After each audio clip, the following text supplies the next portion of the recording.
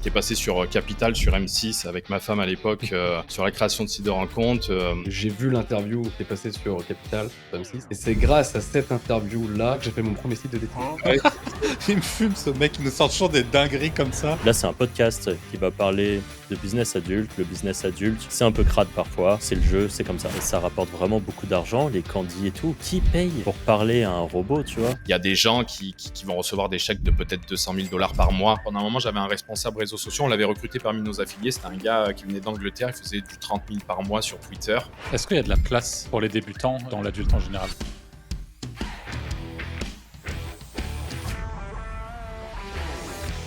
Salut à tous et bienvenue dans ce nouvel épisode du Wizard Podcast. Comme d'habitude, je suis avec Arthur et Anthony et aujourd'hui, on a en invité Julien qui bosse pour Crack Revenu, sans doute une des plus grosses plateformes d'affiliation au monde de dating d'adultes en général. Donc je pense que là, on va être sur un Un épisode, épisode croustillant là. un épisode bien croustillant, ouais. Salut les gars. Salut. Salut.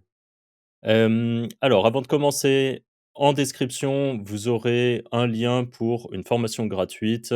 Vous pouvez aller jeter un œil. Vous aurez différents liens pour plein de trucs, notamment Wisewen, notre tool de rédaction IA qui fonctionne très très fort. Donc, je vous laisse aller voir en description. Vous trouverez des choses. Vous pouvez mettre petit like, petit commentaire si vous appréciez ce podcast, les étoiles sur les plateformes de podcast type Spotify et Apple Podcast. Et je vais te faire une petite présentation, Julien, et comme ça après, hop, tu peux enquiller dessus. Donc toi, tu bosses notamment en SEO depuis plus de 20 ans. Donc tu vu tous les patchs méchants que tout le monde a pu se prendre, tu as vu un peu tout ça. Tu bosses aujourd'hui, pour, Crack Revenu. Heu Extrêmement connu pour tout ce qui est, l'affiliation, dans les domaines, un peu chauds quoi, on va en parler, plus précisément. Tu touches un peu à tout, tu fais aussi, enfin tu connais bien le media buy, tu sais ce qui marche aussi sur les réseaux sociaux, on va en parler, notamment pour ces thématiques. On a parlé un petit peu de PBN et tout. Bref, je pense qu'on va pouvoir faire un gros épisode. Je pense, est-ce que tu veux faire, un petit récap, en bref de s un peu toutes tes connaissances et tout ça, comme ça les gens ont une idée de qui ils ont en face d'eux. Ok, donc salut tout le monde. Donc Julien, donc ouais, je travaille chez Crack Revenu depuis plus de 10 ans en fait, entreprise qui est au Canada. Moi, je suis rentré en France. Moi, le SEO, c'est ma passion. La création de sites web, c'est ma passion. La génération de revenus sur Internet, c'est ma passion en fait. J'ai commencé vraiment en 2004-2003 à créer des sites web, moi, avec WordPress, etc. Je vous raconterai, j'ai eu des petits coups. J'ai découvert le SEO après coup, en fait, finalement, parce que je créais des sites web qui étaient beaux, puis j'étais étonné de ne pas avoir de visiteurs dessus, puis j'ai compris qu'il fallait faire du SEO. Donc, ensuite, je suis parti dans le SEO. J'ai un master en marketing. Et ensuite, de fil en aiguille, je travaille dans pas mal de boîtes. Et finalement, moi, j'étais à mon compte vers les années 2010 dans la création de sites de rencontres en France. À l'époque, j'étais premier sur Internet quand on tapait comment créer un site de rencontre. Ça m'a valu que j'étais passé sur Capital, sur M6 avec ma femme à l'époque, sur la création de sites de rencontres. Et puis finalement, en 2014, j'étais un peu tanné de la France, j'ai voulu partir à l'étranger.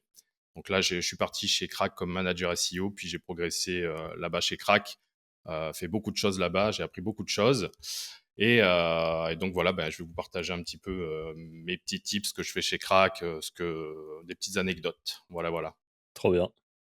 Et si, Magnifique. les gars, vous voulez commencer, Anto, je suis sûr que tu Bah, honneur à Anto là sur ouais, cette C'était ça, thématique. c'était sur ce que je vous disais en off qui m'est revenu, c'est que j'ai vu l'interview qui est passée sur Capital, sur M6, et c'est grâce à cette interview-là que je me suis inscrit sur BizPower et après sur Meet Affiliation, et c'est comme ça que j'ai fait mon premier site de dating. C'est Ça me fait incroyable. plaisir. Voilà. magnifique. Voilà. Ouais. Il me fume ce mec, il nous sort toujours des dingueries comme ça. Non, Qui si, sortent de nulle c'était part. ça, ouais. Non, Et je crois même que c'était je dirais que même que il me semble que le reportage était sur Easy Flirt à l'époque. ouais, c'est Non? ça, c'était avec Ouais, Prelinker, etc. ouais, voilà. Donc, c'était vraiment. Ils m'avaient trouvé parce qu'ils avaient tapé comment créer un site de rencontre sur Google. Ils m'avaient trouvé, ils m'avaient proposé ça, j'avais dit oui. C'était marrant, moi j'avais enregistré beaucoup de trucs super techniques, puis finalement ils ont passé que ma femme qui expliquait des trucs vraiment très basiques, mais c'est bien passé à la télé. Et finalement, puis, petit à petit, c'était marrant, ça m'a donné un peu d'exposition. J'ai tous mes amis, enfin, il y avait notamment la niche Cougar à l'époque. Donc j'avais des amis qui avaient des sites de rencontres dating Cougar qui étaient premiers, qui étaient devant moi. Et du coup, ils étaient vraiment très contents du passage à la télé, ça leur a fait du bruit et tout. Puis je suis content que du coup, ça t'ait permis de créer des Ouais, sites bah, c'est dating. comme ça. Vraiment, Voilà, pour Et l'anecdote. c'est comme ça qu'on le retrouve Et maintenant ici. Voilà, comme quoi. C'est ça. Tu regardais la télé à l'époque. Ouais, bah, j'étais jeune, hein, c'était vieux parce que c'était quand c'était même avant le forum. Parce que j'étais pas pour l'autre anecdote, c'était que je m'étais inscrit sur Meet Affiliation parce que vous avez des meilleurs CPA et j'étais pas majeur pour retirer l'argent et j'avais pas été payé. Donc pour dire, ça devait être, ouais, je pense que c'est 2010, 2009. ouais, c'est un truc comme ça, je devais avoir 16-17 ans. Non, c'est ça. Ça Incroyable. remonte. Donc voilà. Et Et ouais, ouais. moi, j'ai une question, si ça vous embête pas, je la pose tout de suite parce que je Vas-y, pense que vas-y. c'est le moment ou jamais. Moi, il y a quand même un truc, c'est j'aimerais bien savoir, Julien, tu vois, tu dis, déjà à l'époque, c'est vraiment c'était il y a un moment, tu avais des sites de rencontres, tu parles là, tu as déjà parlé de Cougar et cetera. Ouais. Qu'est-ce qui a fait que tu t'es retrouvé sur cette thématique, là et pas une autre? Alors, je pense que, à l'époque, ben, j'étais peut-être célibataire sûrement, donc ben, je traînais peut-être sur des sites de rencontres ou quoi. Puis j'avais j'avais l'envie de créer un site de compte. Alors, je sais pas si l'histoire de, je sais pas si vous connaissez Plenty of Fish, POF, c'était l'histoire d'un gars qui avait fait en 6 mois un site, qui avait fait une compétition, un match, et cetera, à l'époque. Et j'ai voulu créer un site de rencontre par moi-même. Puis finalement, je me suis rendu compte que, eh ben, c'est compliqué de créer un site de rencontre. Et finalement, j'ai découvert l'affiliation. Finalement, j'avais juste envoyé des clients vers un site de rencontre Mmh. à récupérer les paiements. Je me suis dit, c'est un peu comme ça que j'ai découvert l'affiliation aussi. Je me suis dit, bon, ok, c'est beaucoup plus simple. Et finalement, à l'époque, ben, c'était quand même plus simple. Il n'y avait pas d'application de rencontre comme aujourd'hui. Donc, les sites de rencontre avaient encore, ça marchait bien. Et à l'époque, ben, c'était facile de créer des sites de rencontre dans toutes les niches particulières, que ce soit les ethnies, les physiques et compagnie un peu. Donc, ça m'a plu la rencontre. Je trouvais que c'est un marché evergreen. Tout le monde aura besoin de rencontrer quelqu'un un jour ou l'autre, quoi. Donc, ça marchait bien à l'époque, les sites de rencontre. Voilà. Ouais, OK. comme tu dis, c'est evergreen. Nous, c'est dans la Wizard Academy, là, notre formation, parmi les affiliations qu'on recommande et où Anto donne justement un peu Mm. des strates et des endroits, justement où trouver des bonnes affiliations, il y a justement le dating parce que comme tu l'as dit d'ailleurs, il y a le dating et on parle aussi un peu de séduction, parce que c'est un peu lié quand même et c'est quand même des trucs, mais Mmh. il y a 100 ans, les gens avaient besoin de se rencontrer. Aujourd'hui, les gens ont besoin de se rencontrer. Demain, ils auront besoin de se rencontrer. On est même encore plus dans cette accélération de soit plateforme de rencontre, soit bah, les apps, hein, évidemment, Mm. qui marchent bien. Et les gens ont plus. C'est même plus quelque chose vraiment, je pense, de se rencontrer dans un bar et de discuter. Et voilà, tu vois, ça. Bah, c'est aussi l'augmentation de la misère sexuelle de manière générale, hein, on va pas se le Ouais, cacher c'est vrai, là, ouais. plus on avance dans le temps, plus j'ai l'impression que c'est compliqué pour beaucoup de gens. Et enfin, j'imagine que ça doit aussi alimenter ce secteur d'activité. Tu es mieux placé que nous, Julien, je pense Bah, tout le monde a pour, vu ce graphique, je pense, j'imagine, sur Internet où on voit où les gens se rencontraient avant, par la famille, par les amis, dans un bar. Et puis finalement, il y a Internet qui arrive. Et puis là aussi, il y a les apps qui arrivent, etc. Donc, ouais, tout a changé. Ouais. Clairement. Anto, tu as une question ou. Ouais, Vas-y. est-ce que tu trouves que le dating fonctionne encore bien par rapport à avant, tu vois? Ou est-ce qu'il y a des nouvelles tendances? Par exemple, tu vois la cam, tu en as parlé un peu en off, mais est-ce que tu vois, ça a été remplacé ou moi Bah, je peux en parler après, mais c'est ça le dating. Moi, je trouve que ça a énormément changé depuis tout ce qui est application. Maintenant, Tinder qui permet pas de faire d'affiliation et je vais pas citer toutes les applications de rencontre, mais il y en a plein. Actuellement, à part faire peut-être de l'affiliation sur le App Store ou des trucs comme ça, il n'y a pas grand-chose à faire dessus. Et finalement, le dating, qui sont encore les gens qui font confiance à un site de rencontre vraiment en tapant dans Google et en allant chercher des profils, etc. C'est beaucoup moins qu'avant. Donc après, par contre, il y a tout ce qui est ben, réseaux sociaux. Par contre, là, des images de filles sexy qu'on a envie de rencontrer, etc., que ça soit partout. Donc ça, les réseaux sociaux, par contre, ça marche très très bien, je pense, en dating. C'est quasiment sûr même. Mais tout ce qui est vieux sites de rencontres traditionnels, etc., c'est quand même moins consulté par les gens. Après, il y a toujours tout ce qui est listing de sites de rencontres avec les plus connus, etc. Là. Mais je dirais qu'avec tout ce qui est réseaux sociaux, le dating a quand même de beaux jours devant lui quand même.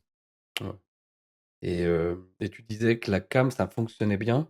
Est-ce que tu trouves que ça fonctionne en France? Parce que moi, je trouve que c'est pas un marché qui est en France qui est intéressant. Alors effectivement, en fait, moi personnellement, avant d'aller chez Crack Media, moi j'avais environ 150 sites perso dans l'affiliation, dans plein de thématiques différentes, que ça soit l'hébergement web, la rencontre, etc.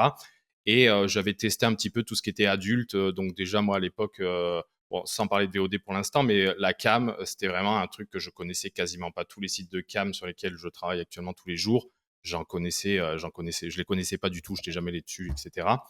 Et en fait, finalement, c'est un énorme marché mondial. En fait, les gens ont besoin de parler avec quelqu'un. Il y a beaucoup de gens qui sont isolés, etc. Donc, il y a toute cette discussion-là. On le voit, il y a donc la cam, c'est vraiment énorme. En France, par contre, effectivement, c'est peu développé. Puis après, je vous dirais que nous aussi, bon, nous, on est vraiment mondial. Donc on classe les pays par plusieurs niveaux. On a les pays T1, T2, etc., T3.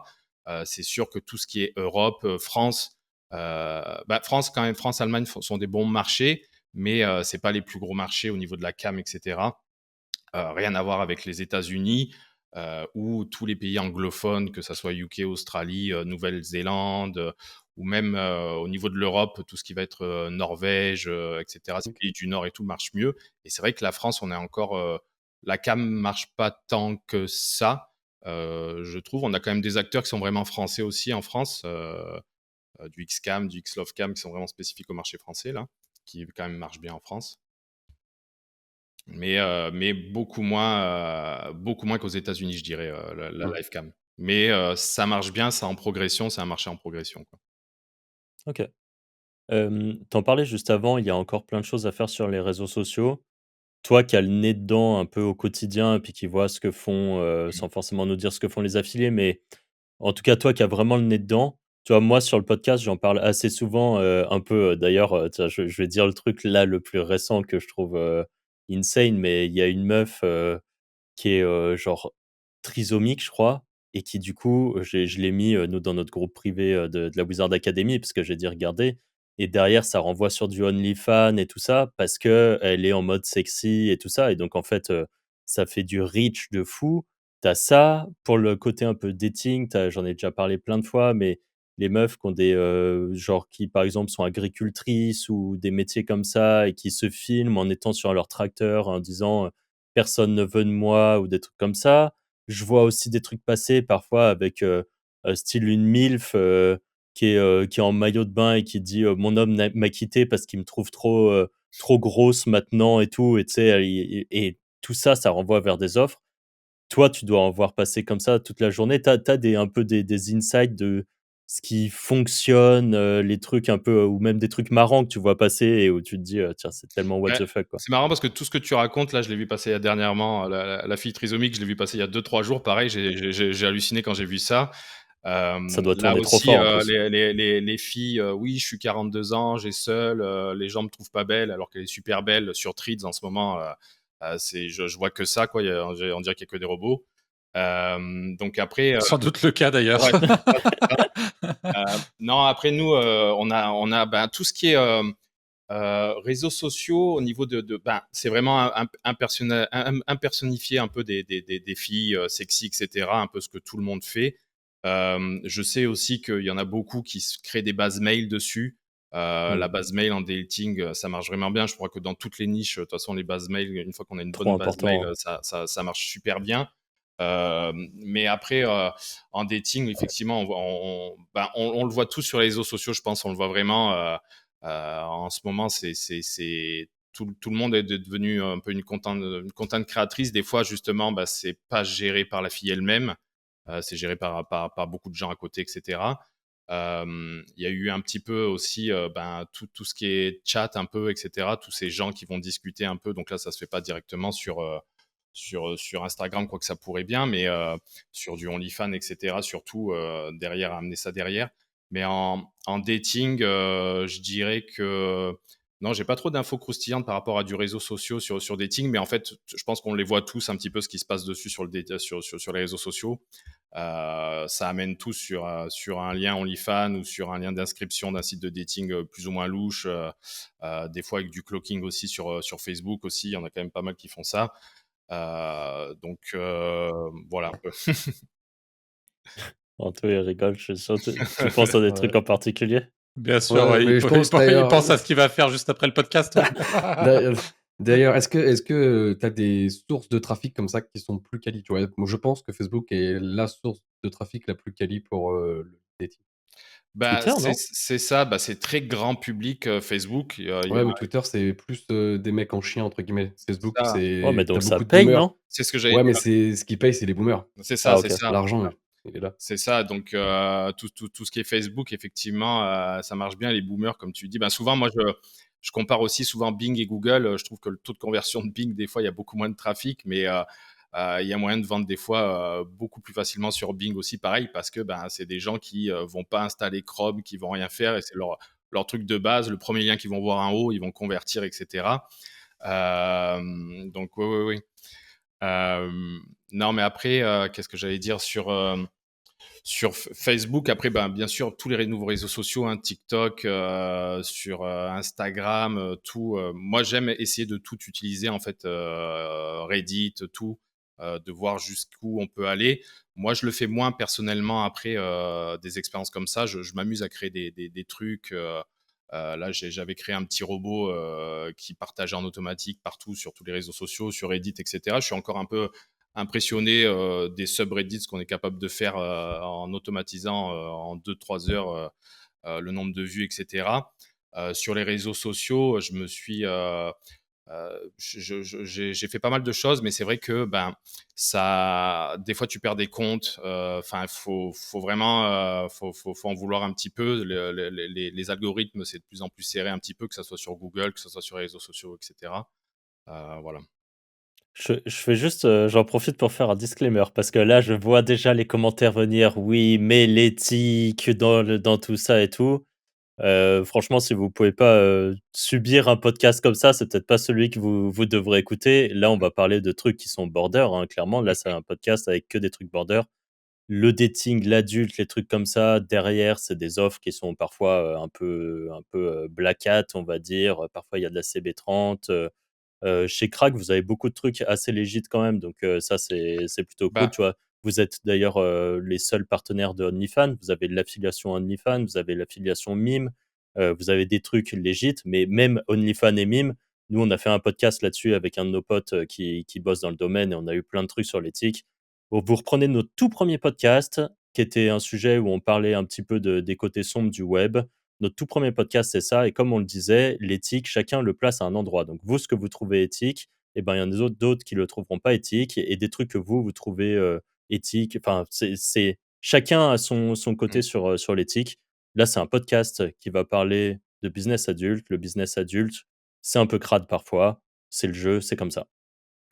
C'est ça, et puis pour ajouter là-dessus, en fait, bon, bah, c'est vrai qu'il y a l'adulte a pas mal changé dernièrement et tout. Puis un truc que j'aime bien chez Crack Revenu, c'est que quand même, ben, avec notre poids, on a été capable un peu de faire changer l'industrie un peu. C'est-à-dire que il y a eu, avec ce qui s'est passé dernièrement sur des gros sites adultes PH, il y a eu donc beaucoup. Crack Revenu a vraiment travaillé avec ses affiliés, c'est-à-dire on a des listes de mots-clés interdits. On a des affiliés avec qui on a contacté en disant écoutez, on peut plus travailler avec vous parce que vous avez ce genre de contenu sur votre site, il faut soit le supprimer, soit on s'en va. Et on a été des rares à le faire un petit peu. Et maintenant, c'est vraiment dans notre logique d'affaires, c'est-à-dire qu'on a vraiment on a une énorme base de données, puis on a ce qu'on appelle la conformité. Et il y a énormément de sites avec qui on peut plus travailler ou à qui on ne travaille plus, où il faut vraiment qu'ils changent. C'est-à-dire qu'il faut qu'ils aient des formulaires de contact de DMCA, que si quelqu'un souhaite enlever son contenu, il puisse, etc. Donc ça, j'ai aimé un petit peu parce que ben on a fait changer un petit peu l'industrie, pas tant que ça, mais quand même une bonne éthique là-dedans. Ouais. Ouais, parce que, enfin, c'est un secteur où en affiliation, faut quand même être un peu border. Enfin, c'est quand même compliqué de faire du legit sur, il y a forcément soit pas du vol de photos, mais soit ça va être du flip de photos.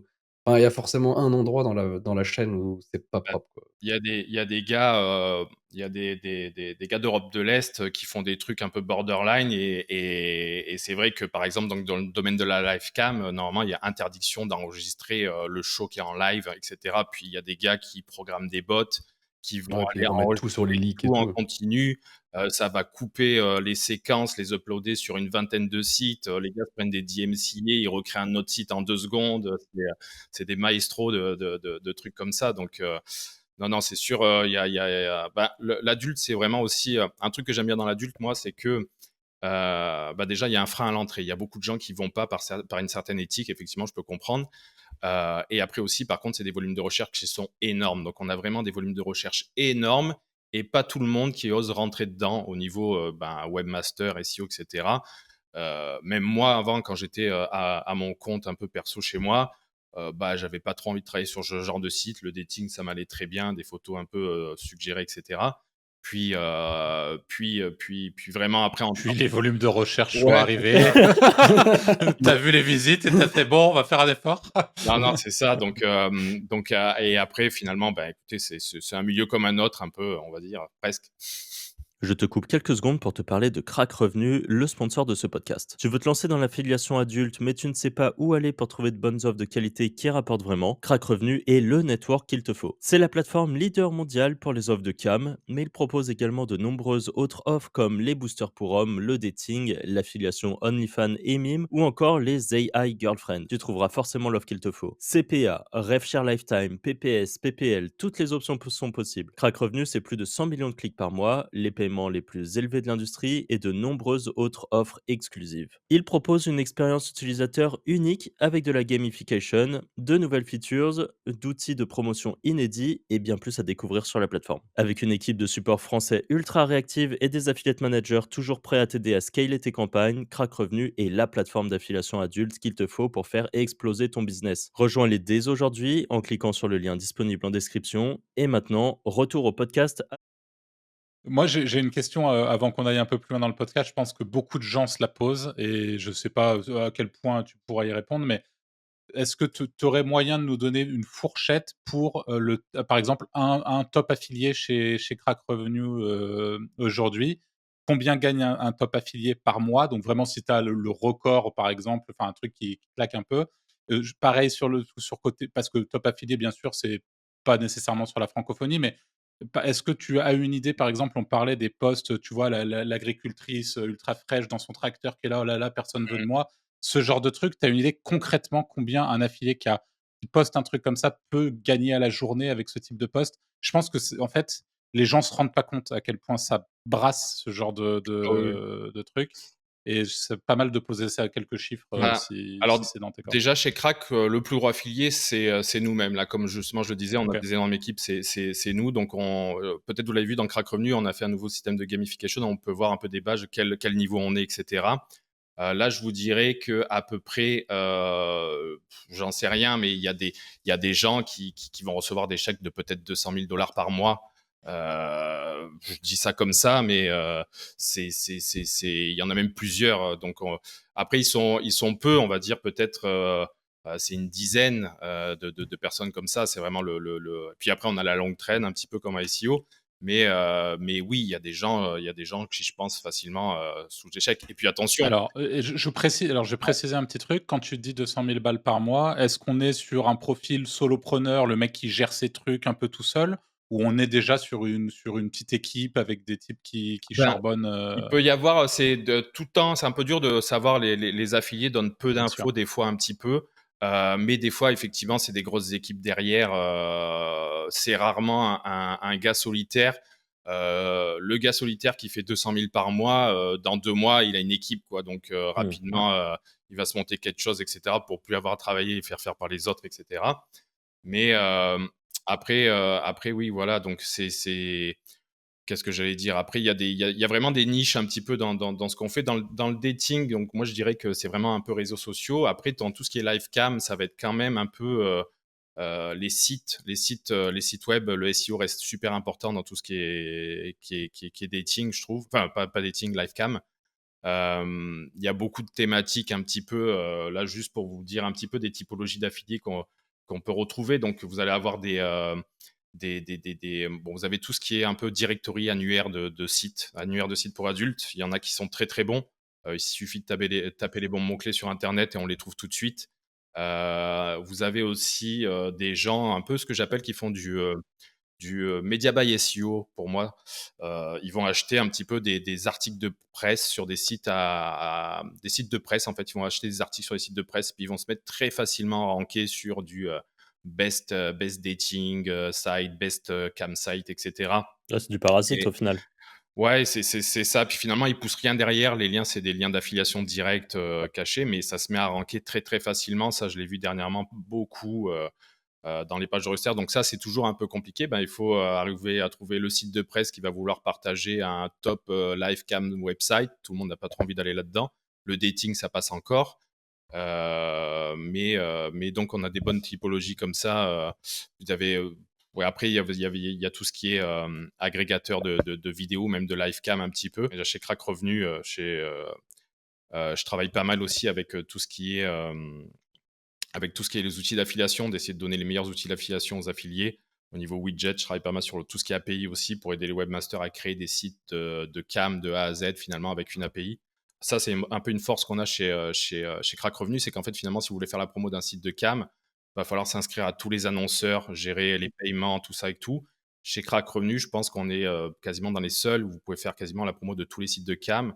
On est aussi le programme d'affiliation officiel de MyFreeCam, donc et via une API, vous pouvez vraiment, en fait, finalement, avoir plein de profils de tous les sites.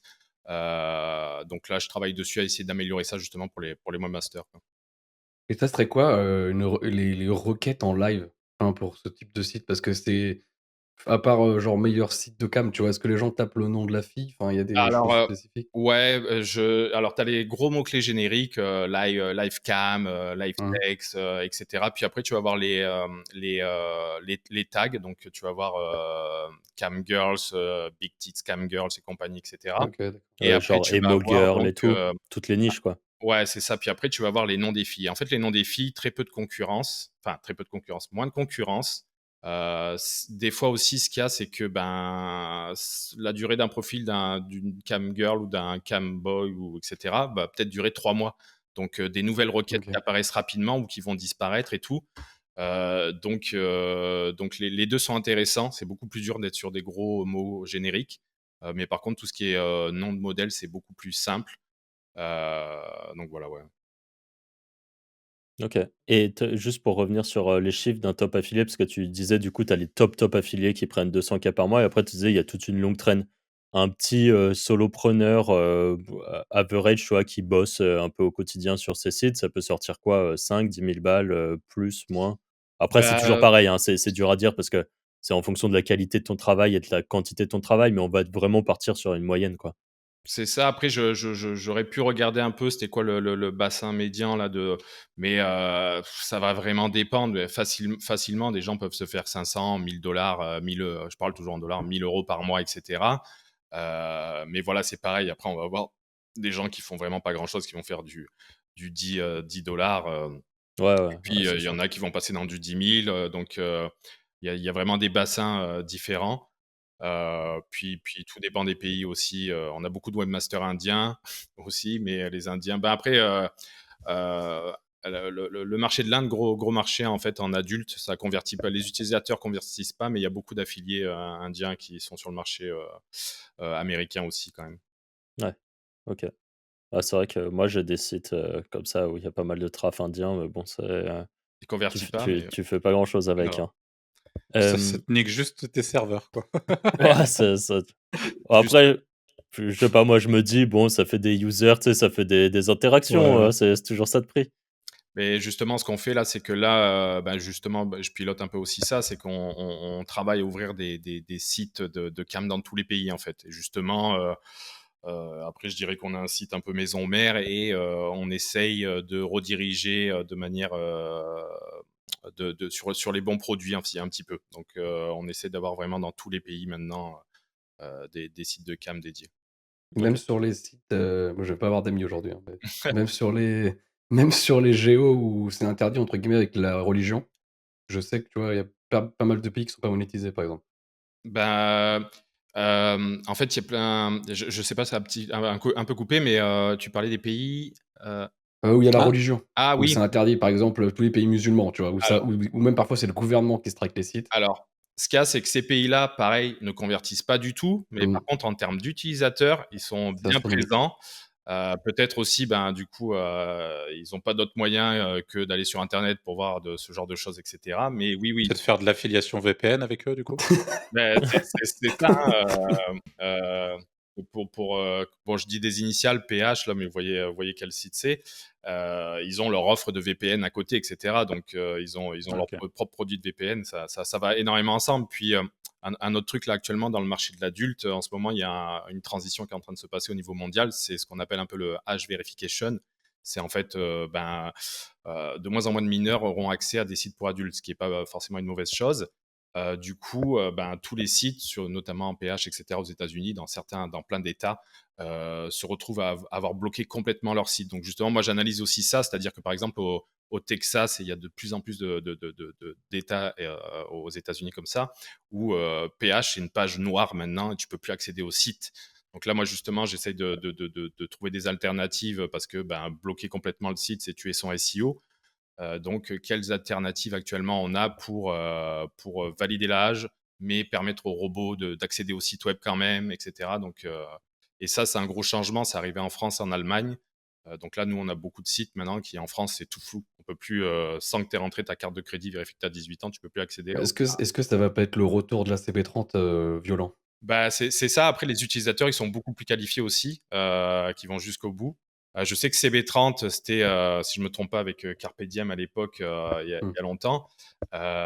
Nous, Je pense attends, excuse-moi de te couper, Julien. Si tu as moyen Anto, même si ici on est il y a pas qu'Anto qui est au courant de ce genre de truc, mais pour tous les gens qui nous écoutent et qui découvrent un peu ce monde, d'expliquer justement, CB30? et pourquoi est-ce que tu vois la logique, la connexion que Ah! tu as fait entre vérification Bah, d'âge et CB30 parce dans le qu'en porn? fait, toutes les grosses, enfin les anciennes affiliations qui existent encore, c'est, tu une fausse pop-up qui te disait: «Pour vérifier ta majorité, fallait mettre ta carte bancaire». C'est écrit que c'est gratuit, c'est 0 €, sauf qu'au bout de 30 minutes, ça te lance un abonnement à 100 € par mois.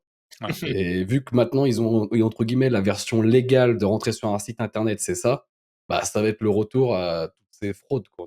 voilà, et ce qu'il faut savoir, c'est que quand on est, consommateur et qu'on arrive, on met sa carte sur une CB30, dans l'adulte, derrière tout est fait pour que si tu veux résilier, l'abonnement que tu as pris sans trop le savoir, tu es obligé de contacter ton banquier au téléphone pour lui dire qu'il faut enlever la ligne, et en fait, eux, ils font exprès que l'abonnement est ultra vénère, quoi. C'est tu t'abonnes à un truc, c'est très clair que tu t'es abonné à un truc de porn, et jamais de la vie, enfin, en gros, personne n'ose se désabonner, enfin, c'est la honte, quoi, et bref, En général, tu te dis que tu as c'est perdu ta carte bleue, quoi. c'est une belle douille, quoi, Mais pour résumer. je pense que ça a évolué. Le client est pas mal plus protégé, j'ai quand même OK. l'impression au Oh niveau bah, de j'en vois encore, hein. ouais, J'en vois mais passer de après, temps en temps. ben, nous, on travaille aussi avec, parce que finalement, Crack Revenu, on a un intermédiaire entre donc des affiliés puis des advertisers, et on travaille quand même avec des advertisers qui sont plutôt clean. Donc, on n'a pas trop ce problème-là un petit peu. Nous, pour vous expliquer un petit peu, on a vraiment des gros objectifs de qualité sur le trafic qu'on est capable d'envoyer à nos advertisers. Si les clients sont mécontents, s'ils dépensent pas après de manière normale, etc., ben, on se fait payer beaucoup moins cher. Donc, on est vraiment très attentif à la qualité qu'on peut envoyer, le message, etc. Voilà, voilà. OK. Hem, c'est quoi un peu là les grosses tendances, on va dire, business que tu vois émerger dans le secteur adulte, mais au sens très large? Je sais que, par exemple, il y a Candy AI, mais il y a aussi les chats où tu parles avec des films et c'est des IA, mais les gens savent, hein, que c'est une IA, c'est pas Mmh. caché. Tu vois? Est-ce qu'il y a des trucs comme ça? Et c'est pour l'exemple, mais peut-être que toi, tu as d'autres un peu, trucs qui te viennent Bah, en tête? c'est ça, tout ce qui est AI, ça a bouleversé énormément d'industries. L'industrie adulte, je pense aussi, effectivement, ben, Candy, tout ce qui est AI girlfriend, et cetera. Mais même après, là, justement, on parlait du marché de la live cam. Un jour, qu'est-ce qui empêchera d'avoir vraiment, des modèles qui n'existent pas et qui peuvent interagir avec toi comme si c'était vraiment quelqu'un, et qui empêcherait un gars qui soit super bon de gérer, 100 modèles dans toutes les niches différentes qui peuvent interagir avec des gens? qui en même temps vont produire du contenu sur les réseaux sociaux et partager sur TikTok, Instagram, tout ça, etc. Donc oui, en ce moment, il y a une révolution un peu avec le AI sur tous les domaines, dans la génération d'images, la génération de contenu. Donc, on est là-dessus aussi. Il y a beaucoup de gens là-dessus. Donc, tout ce qui est AI, c'est vraiment en ce moment, c'est big. J'ai vu quelques sites quand même là qui commençaient à interdire, je sais plus, j'ai vu passer ça, mais qui commençaient à interdire les modèles AI justement pour donner plus de visibilité aux vrais modèles et tout.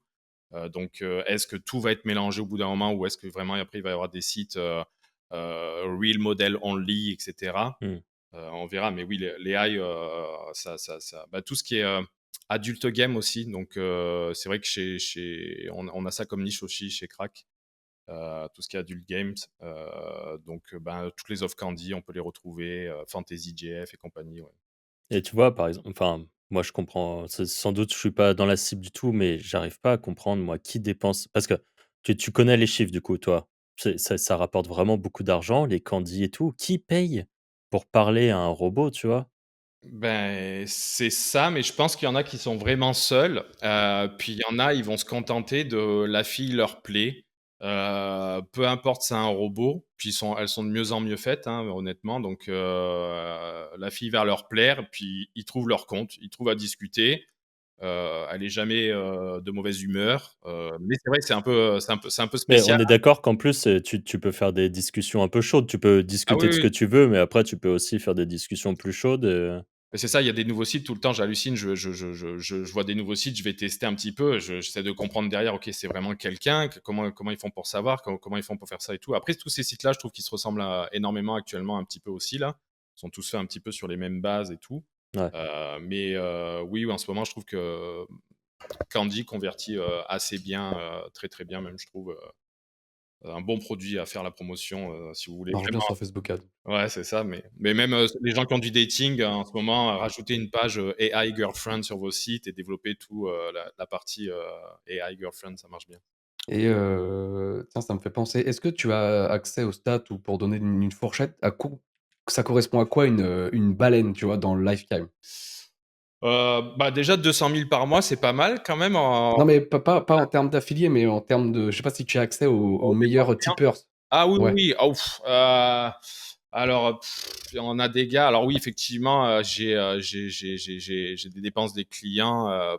Il y a des gars qui vont dépenser. Alors, je crois que le plus gros que j'ai vu, alors je sais pas sur quelle période de temps, mais le gars a dépensé un truc comme 250 000 dollars. Euh, On a mieux, je crois. et Oh là là. Enfin, je ouais, non. crois que dans notre entourage, on Il connaît y en a un un qui très a gros chopé affilié une K, mais bonne une baleine, ouais. baleine à pas loin Après d'un c million, je crois. Ouais, pas Ah loin d'un ouais, ouais. million. Ben là, je sais pas la période, mais ce que j'ai vu là dernièrement, c'était du 250 000. Après, j'ai vu les gars dessous, c'était un peu du 150 000. Et puis après, pareil, on y va un peu. Puis je regardais un peu justement, est-ce que ces gens-là dépensent sur un modèle, deux modèles? Est-ce qu'ils ont une fille? Ils ont donné tout leur argent à une fille? Non, généralement. Ils ont posé une maison dessus. Ouais, c'est ça. Non, généralement, c'est entre 400 et 600 modèles. Donc, c'est des gens Ah qui OK. aiment bien être Ah ouais, un peu. juste ils rincent, en fait. Ah ouais, non, c'est ça, c'est ça. Mais il y en a justement, je me dis, c'est quoi cette typologie de client? Des fois, c'est étonnant, mais quelqu'un qui dépense, j'en sais rien, 250 000 en un an sur des Mais sites c'est de que tu es cam, déjà très riche, en fait. il est très seul et très riche, ouais, je sais pas, mais oui, oui, oui.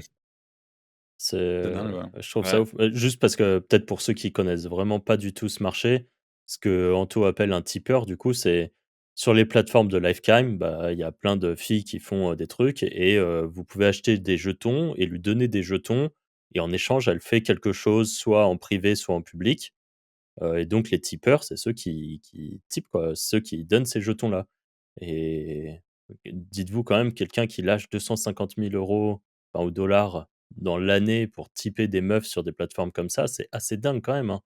Enfin, c'est ça. Et si vous êtes un affilié qui est capable de ramener des très bons clients comme ça, vous pouvez négocier votre, votre rémunération que vous fait le programme d'affiliation parce que vous êtes capable d'amener des très gros clients. Donc, après, c'est vrai que tous les programmes d'affiliation ne donnent pas cette info-là, mais en discutant avec son affiliate manager, c'est sûrement possible de savoir un peu ça. Ouais.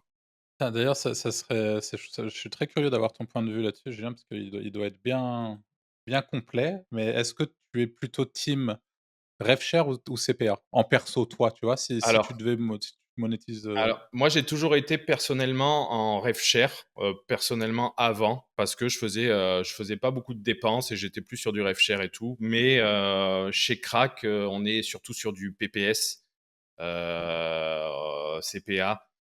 Donc, on est vraiment là-dessus.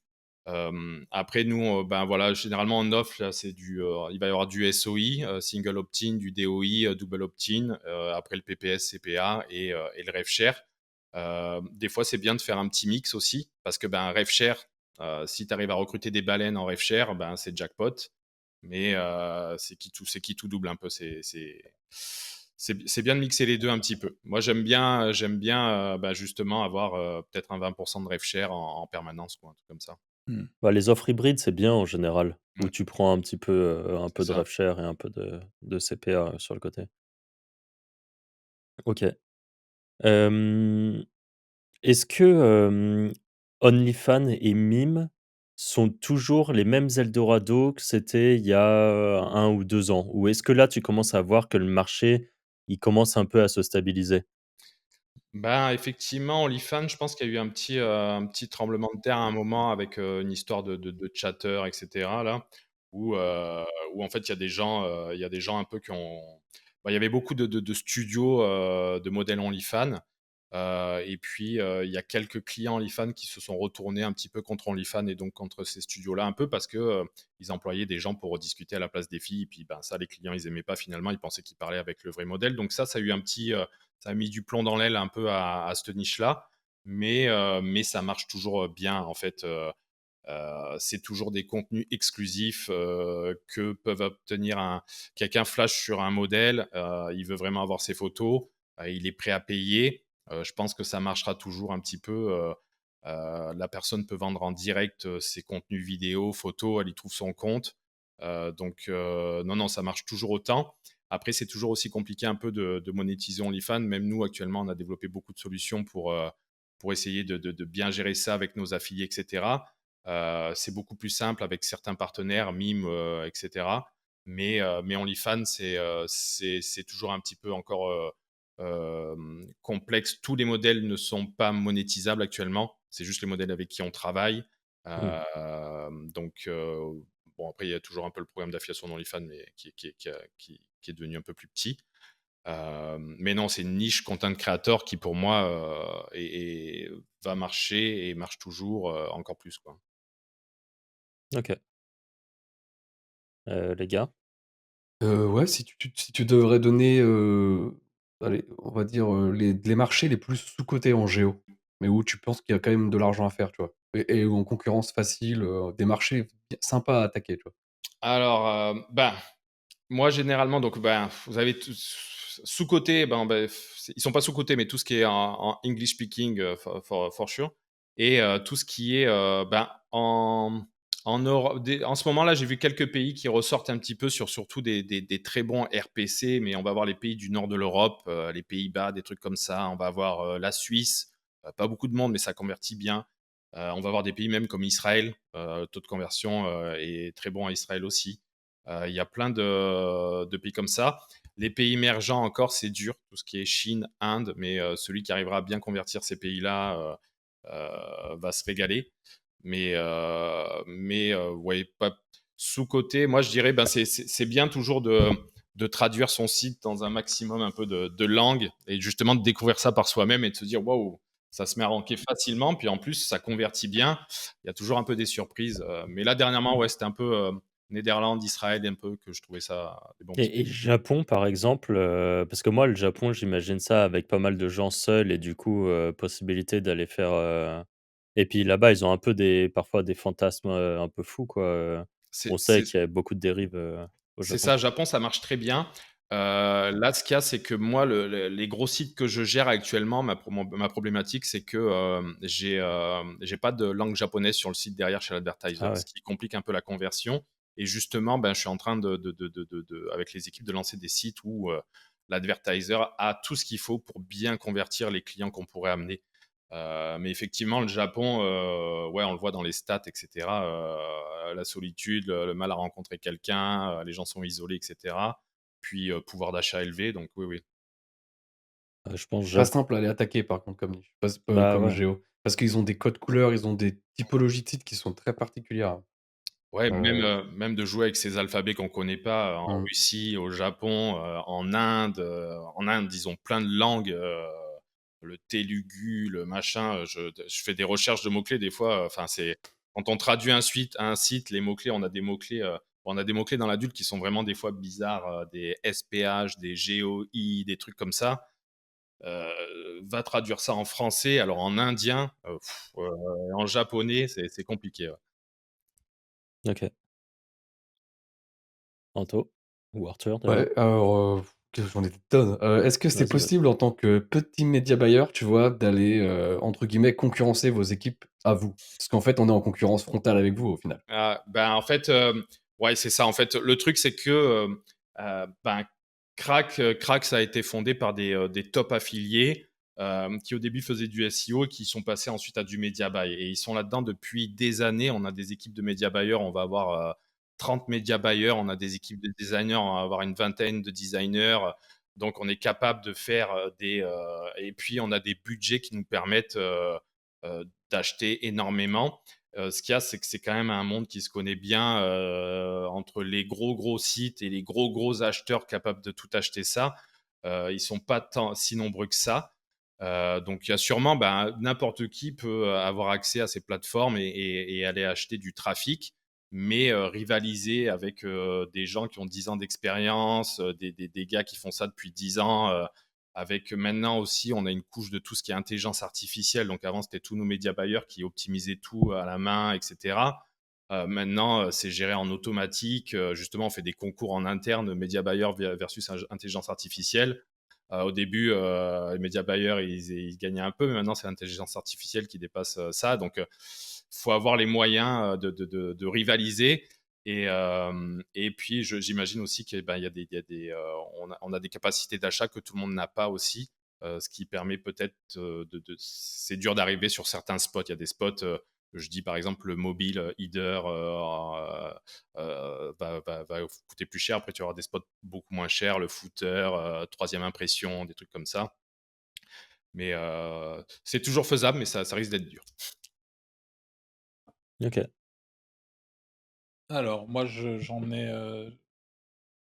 ai pas mal. Sur la partie, je suis assez curieux, sur la partie, contenu, toi encore une fois qui a de l'XP, sur le SEO.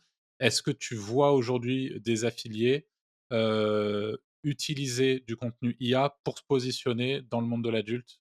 Et quand je dis le monde de l'adulte, ça peut être sur des trucs, assez soft, hein, comme la rencontre par exemple. Est-ce que tu commences à voir de plus en plus des sites autogénérés qui performent dans les SERP et qui rapportent de l'oseille? Bah, c'est un peu dur à dire, mais c'est vrai que moi, ben, par exemple, par exemple, avant, je voulais pas trop créer de contenu avec AI. J'étais vraiment je voulais que quelqu'un crée du contenu. Maintenant, j'en crée de plus en plus avec le AI. Euh, Ça reste toujours pareil, en fait, c'est vraiment la qualité qui soit produite via un humain ou via le AI. Il faut arriver à sortir du lot. Et ce qu'il y a, c'est qu'avec le AI, si tu même un peu, enfin, beaucoup de textes vont se ressembler, et c'est un peu dur maintenant d'arriver à ressortir avec du AI, à moins que ton prompt soit vraiment super top, On va te trop filer un travaillé. accès, Wisewend, Ah juste bah, après le voilà. podcast. Tu iras Non, voir parce que en effet, ça va enfin, je pense que ça va changer de ce que tu as l'habitude de voir. bah, je suis preneur, j'aime tout tester, et cetera. Mais forcément, je pense que le AI maintenant, il est dans toute production de contenu. Toute personne qui commandait des textes auparavant, que ça soit sur des plateformes ou à n'importe qui, s'il a pas testé le AI, ou s'il l'utilise pas dans tous les jours. Donc j'imagine que maintenant, énormément de contenus qu'on lit, même peut-être sans s'en rendre compte ou qui rankent, sont peut-être créés par AI. Je pourrais même pas le savoir en fait. Mais ce que je vois par contre, c'est que ben, il y a peut-être moins en moins d'articles de blog qui vont se positionner en top page de Google, etc. Et du coup, je ne verrai pas forcément ces sites-là ressortir, mais je pense que maintenant, n'importe quel bon site, il y a une couche AI un peu à côté, quoi. En fait, ça accélère tellement ta recherche et tout et je comprends ce que tu dis, ce côté un peu froid des textes, tu vois? Mm. Surtout dans le dating, surtout dans la rencontre et tout ça. Le côté froid des textes qui donne pas forcément envie de lire, c'est pas forcément ce qui marche et c'est là où le côté humain, il ressortait bien. Mais pour te dire, nous, justement, sur notre tool, on a vraiment, de toute façon, on est affiliés nous-mêmes. Donc, on connaît nos problématiques, qui sont exactement les mêmes que Mmh. celles que tu as dit. Et du coup, le tool, on l'a fait développer sur ces problématiques-là. Et donc, ce côté un peu plan-plan qu'on trouve et de l'information un peu basique de l'IA, bah, nous, justement, ça va faire des recherches en plus. Tu vois, c'est un peu comme des agents, quoi, qui vont faire des trucs. Et le style d'écriture, tu peux le tourner justement pour rendre ça hyper punchy, un peu sexy, tu vois? Moi, j'ai fait des tests adultes, bon, bah, tu peux pousser un peu le truc pour le rendre un peu sexy, tu sais, essayer de vouloir, accrocher un peu avec des hooks, l'utilisateur et tout ça en full IA automatique, quoi. Bah, c'est ça et si c'était vraiment bien fait, je m'en rendrais même pas compte finalement, donc je pourrais pas dire que c'est Bah, fait c'est via ça, ouais. AI, c'est ça. Ouais. Donc mais non, mais le AI, ouais, bouleverse un peu tout. Là, je me mets souvent à la place de Google qui doit arriver maintenant à traiter, parce que moi, là, je le vois de plus en plus au niveau du SEO, il y a un entonnoir là, Google, il est plus capable de digérer tout le contenu qui est produit, puis maintenant avec Ouais. le AI, tout ça, on est capable de l'inonder encore plus. Donc c'est vraiment dur pour lui, de voir un peu tout ça. Moi, je le vois parce que on a des sites avec des millions de pages et puis ben, la file d'attente d'indexation, etc., ça peut prendre du temps, ouais. Bah, vu qu'on parle, SEO, tu un peu, des grosses strats SEO et alors à la limite, je te pose un peu 2 questions en une et puis, comme ça, il y a tout. Mais toi, aujourd'hui, tu fonctionnes comment? Tu as, par exemple, un monécite et derrière, tu disais, tu fais des PBN, du coup, tu as des monécites et des PBN qui poussent, mais je suppose que tes PBN, vu qu'ils doivent quand même faire du trafic, tu les monétises quand même? C'est un peu quoi ta overall, ta stratégie autour de tout Ben, ça? moi, je suis un peu old school avec genre les piliers du SEO. Donc, je suis vraiment sur la performance SEO vraiment. Surtout quand on a des sites avec des millions de pages, nous, on est vraiment vu en mobile en plus. On a énormément de mobile trafic. Donc, Mmh. je me dois d'avoir des sites vraiment rapides. C'est vraiment un gros critère d'avoir des sites vraiment rapides. Ensuite, ben, niveau contenu, des fois, ce qu'on se rend compte, des fois, dans la live cam, plein d'autres choses, c'est on met des contenus, on fait des textes avec, par exemple, un profil de modèle, on va avoir accès à énormément de variables. Donc, on est capable de construire des textes, mais finalement, on se retrouve sur une intention de recherche qui n'est pas la lecture, en fait, c'est plutôt du watch. Donc, finalement, juste, on voit des sites comme Chaturbate, il n'y a aucun texte, il n'y a rien du tout. C'est juste une expérience utilisateur qui est vraiment forte. Je travaille aussi beaucoup sur tout ce qui est expérience utilisateur, essayer de vraiment que le site corresponde à ce que la personne cherchait, que le gars revienne pas du tout dans Google pour faire quelque chose et qu'il revienne et tout. En lien, on achète beaucoup de liens. Pendant un moment, j'ai acheté un demi-million de liens par an, de dollars et tout. Ah Euh, ouais. je me suis calmé, mais on achetait beaucoup de liens. Et puis après, moi, je faisais beaucoup d'analyses aussi. Moi, je fais beaucoup d'analyses sur tout ce qui est marque hors marque. Pourquoi? Parce que on a des grosses équipes de media buy, donc j'ai un gros trafic de marque. Il faut que j'arrive à différencier de mon trafic hors marque. Donc, je fais sûrement des data studios que personne ne doit être obligé de faire, mais je me prends l'appel, je fais des techniques de dégroupage, c'est-à-dire que quand on applique des filtres dans Google Search Console, on perd énormément de data. Donc après, je vais découper le site par petits groupes de pages pour être en mesure de vraiment voir mon total hors marque de clics. Mais après, ouais, moi souvent, ben, on a les gros sites qui sont gérés par des grosses équipes de développeurs. Ces gros sites-là, ben, c'est là-dessus que je vais avoir des budgets liens, je vais créer du contenu à valeur ajoutée. Et ensuite, moi, je vais avoir des équipes de webmaster PBN qui vont aller s'occuper de tous les sites en .net, .info, .org, etc. Déjà pour faire du brand looking, souvent il y a des marques où j'ai les 10 premiers résultats de Google en page de. Donc c'est ce que Ouais. j'essaie d'obtenir finalement un peu. Donc on maîtrise les premières pages, etc. Donc rien que sur ce trafic-là, des fois juste d'être deuxième sur des grosses marques me ramène beaucoup d'argent sur ces petits sites PBN. Puis après, c'est d'essayer de jouer justement avec les outils d'affiliation de Crack Revenu. Généralement, bah, justement l'API avec lesquels rapidement une API, je peux créer facilement 30 000 pages qualifiées pour une thématique particulière. Je vais récupérer, imaginons, je parlais des Pays-Bas tout à l'heure ou n'importe quel autre pays, je peux récupérer peut-être tous les modèles allemands ou tous les modèles n'importe quel pays Et, Ouais. et par exemple, sur un site dédié, j'en sais rien, je dis n'importe quoi, mais campoland.com, avoir que les modèles de Pologne, etc. Et vraiment travailler là-dessus. Donc, c'est à peu près ça. Sur tout ce qui est un peu directory, c'était un peu plus dur de vraiment ranker avec directory. Je pense que en directory pour adultes, il y en a. Si vous avez un peu travaillé là-dessus, il y en a un qui sort vraiment du lot, Ah, The Porn Dude, là, qui est ouais, vraiment the clairement, biggest. ouais, c'est Et une arme. Mais non, mais t'as vu le nombre de sites derrière dans le PBN, c'est ben, incroyable. J'allais te demander si tu avais une idée de combien il brassait, lui. je sais Ça pas, doit je pourrais être. pas vous dire les revenus exacts qu'on lui verse, mais je sais que on est un de ses programmes d'affiliation, mais le gars, il a tous les programmes d'affiliation Ah, Ouais, de tout l'adulte. c'est. Le gars, il s'est même mis à faire des castings lui-même. ah Maintenant, oui, oui, il a c'est ses vrai. propres films de Oui, boules et oui, tout. oui, Enfin, non, c'est vrai. Lui, il est parti vraiment pour faire. il est loin, lui. Ouais, ouais, c'est ça. Il y en a qui franchissent pas le cap, qui restent juste webmaster. Lui, c'est plus sur les vidéos, mais ouais, ouais, lui, il est parti loin. Ouais. Et non, non, et c'est énorme. Et puis c'est marrant un peu. Moi, je voyais les guéguerres entre les annuaires. Pendant un moment, bon, il y avait un autre site, Mister Porn Geek à l'époque, Mais qui était. attends, mais c'est pas le même mec? Non, mais en fait, ils se Ils ont sont dû se battus. Puis je pense racheter, qu'il a non? fait disparaître des SERPs. Et puis lui, il a Mais acheté un MrPornGeek.info, je sais pas quoi. ah, Puis il c'est a ça, parce que ouais, ouais, franchement, ça se ressemble comme 2 ouais, gouttes d'eau. Je me il suis a, dit, fait c'est il a fait disparaître le site ah, et il a il l'a tué remplacé l'autre. par un site à lui. Ouais, c'est énorme. Oh!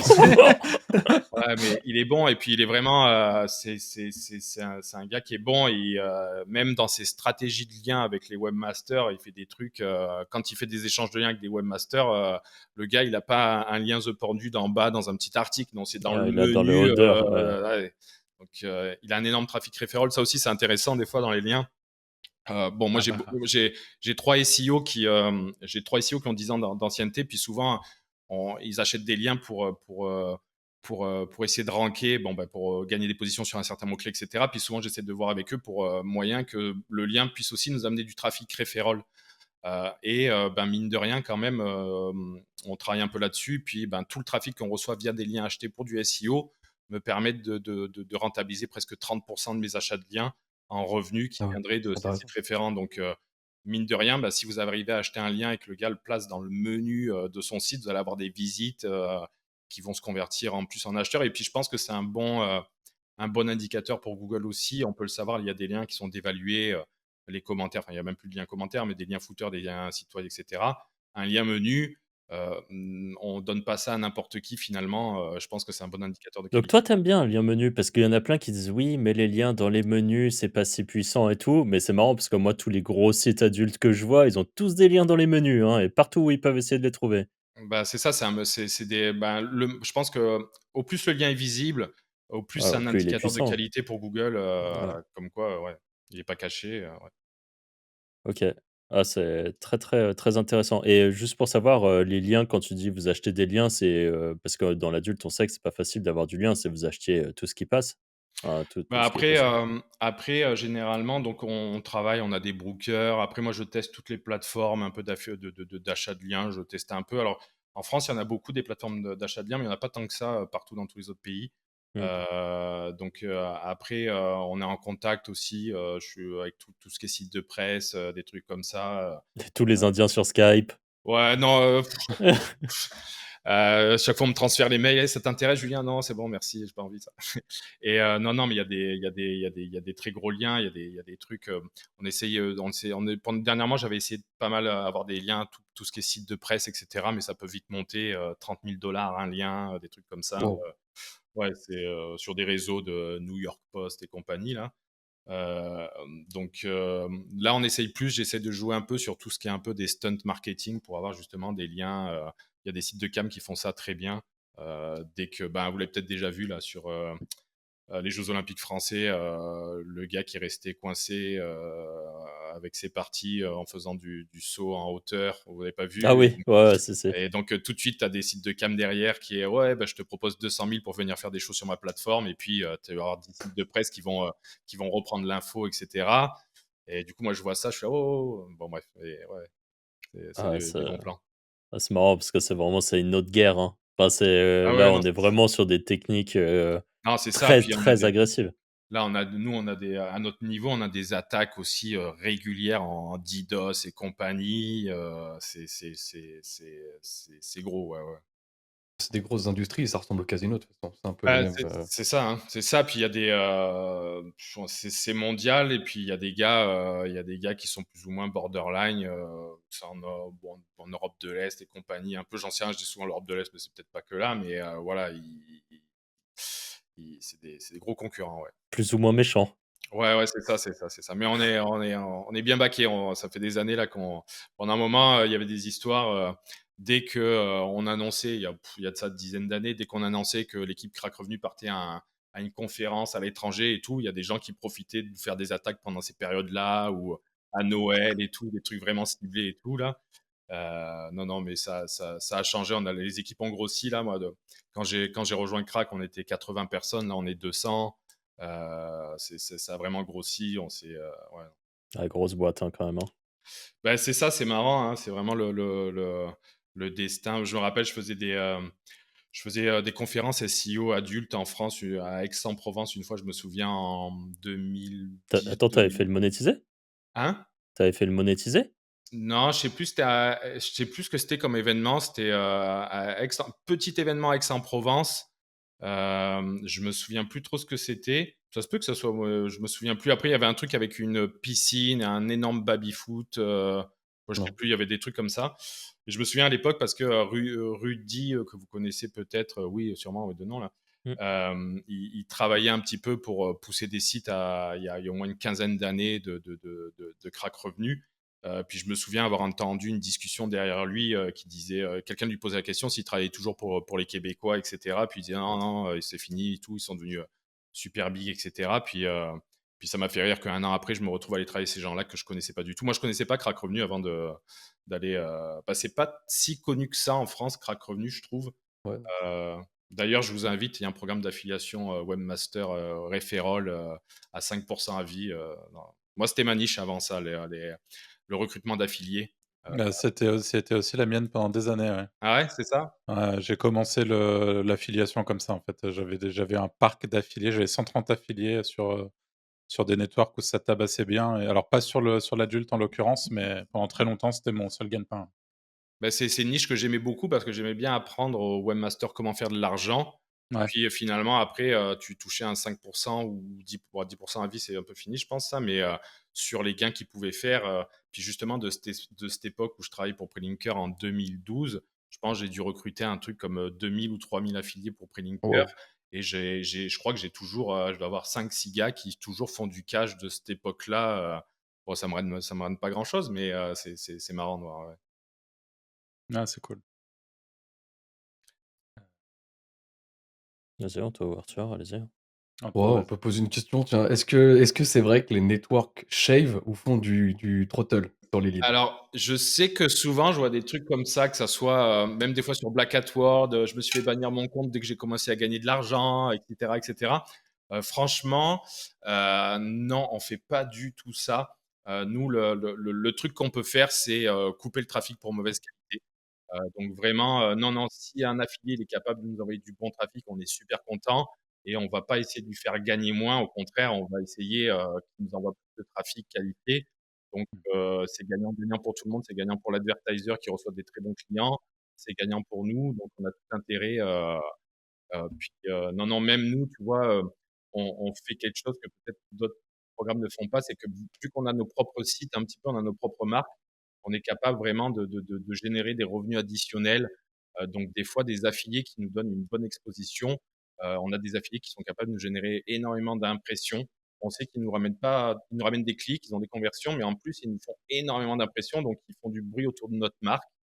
Donc on analyse un petit peu finalement si en fonction du nombre d'impressions qu'ils nous donnent, on a des pics de croissance et on essaie de leur redonner des bonus typing, ce qu'on appelle, qui font qu'on est capable de les payer un peu plus cher.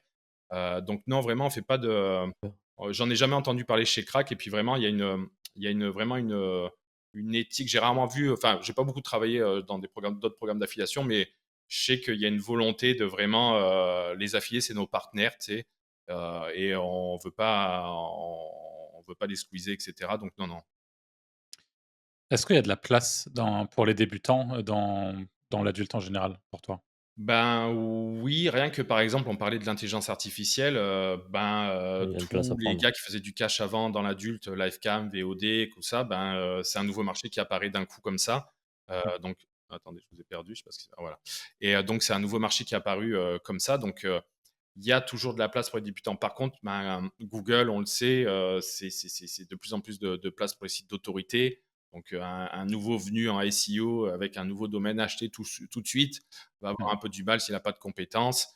Par contre, je pense que maintenant, n'importe qui, s'il est motivé en 6 mois, peut, à l'aide de tutoriaux, apprendre comment générer du trafic sur un réseau social en particulier, n'importe lequel, il y en a plein. Mmh. En SEO aussi un peu, même si ça se complique année après année.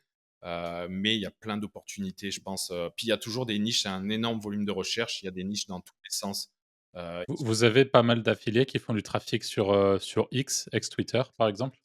Moins, j'en ai moins, mais là, je dirais c'est plus, limite Instagram, TikTok, Twitter, il y en a quand même des gros, mais c'est moins qu'avant, Ouais. c'est plus la même, moi pendant un moment, j'avais un responsable réseaux sociaux, on l'avait recruté parmi nos affiliés, c'était un gars qui venait d'Angleterre, il faisait du 30 000 par mois sur Twitter. Mmh. Bon, c'était déjà il y a plusieurs années et tout. Puis ça, c'était compliqué, compliqué. Il n'arrivait plus à faire c'était pour ça qu'il nous avait rejoint un petit peu. Puis même après, en interne, il avait du mal.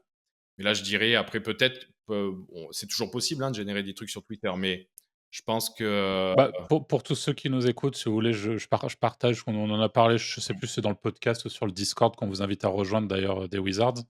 Il y a une technique que je vois tout le temps revenir, moi, c'est les comptes sur Twitter, genre, histoire tabou, genre de truc, où, soi-disant alors peut-être que d'ailleurs ils reçoivent vraiment des DM de certaines personnes, mais je pense que la plupart des histoires sont complètement inventées et c'est ouais, j'ai fait ça avec mon copain dans le cinéma, machin et ça raconte et les gens du coup lisent et c'est en forme de thread et deuxième post du thread, j'ai rencontré un tel sur telle application avec, le lien, affilié et je pense que ça, typiquement, c'est des threads qui font beaucoup de vues assez faciles.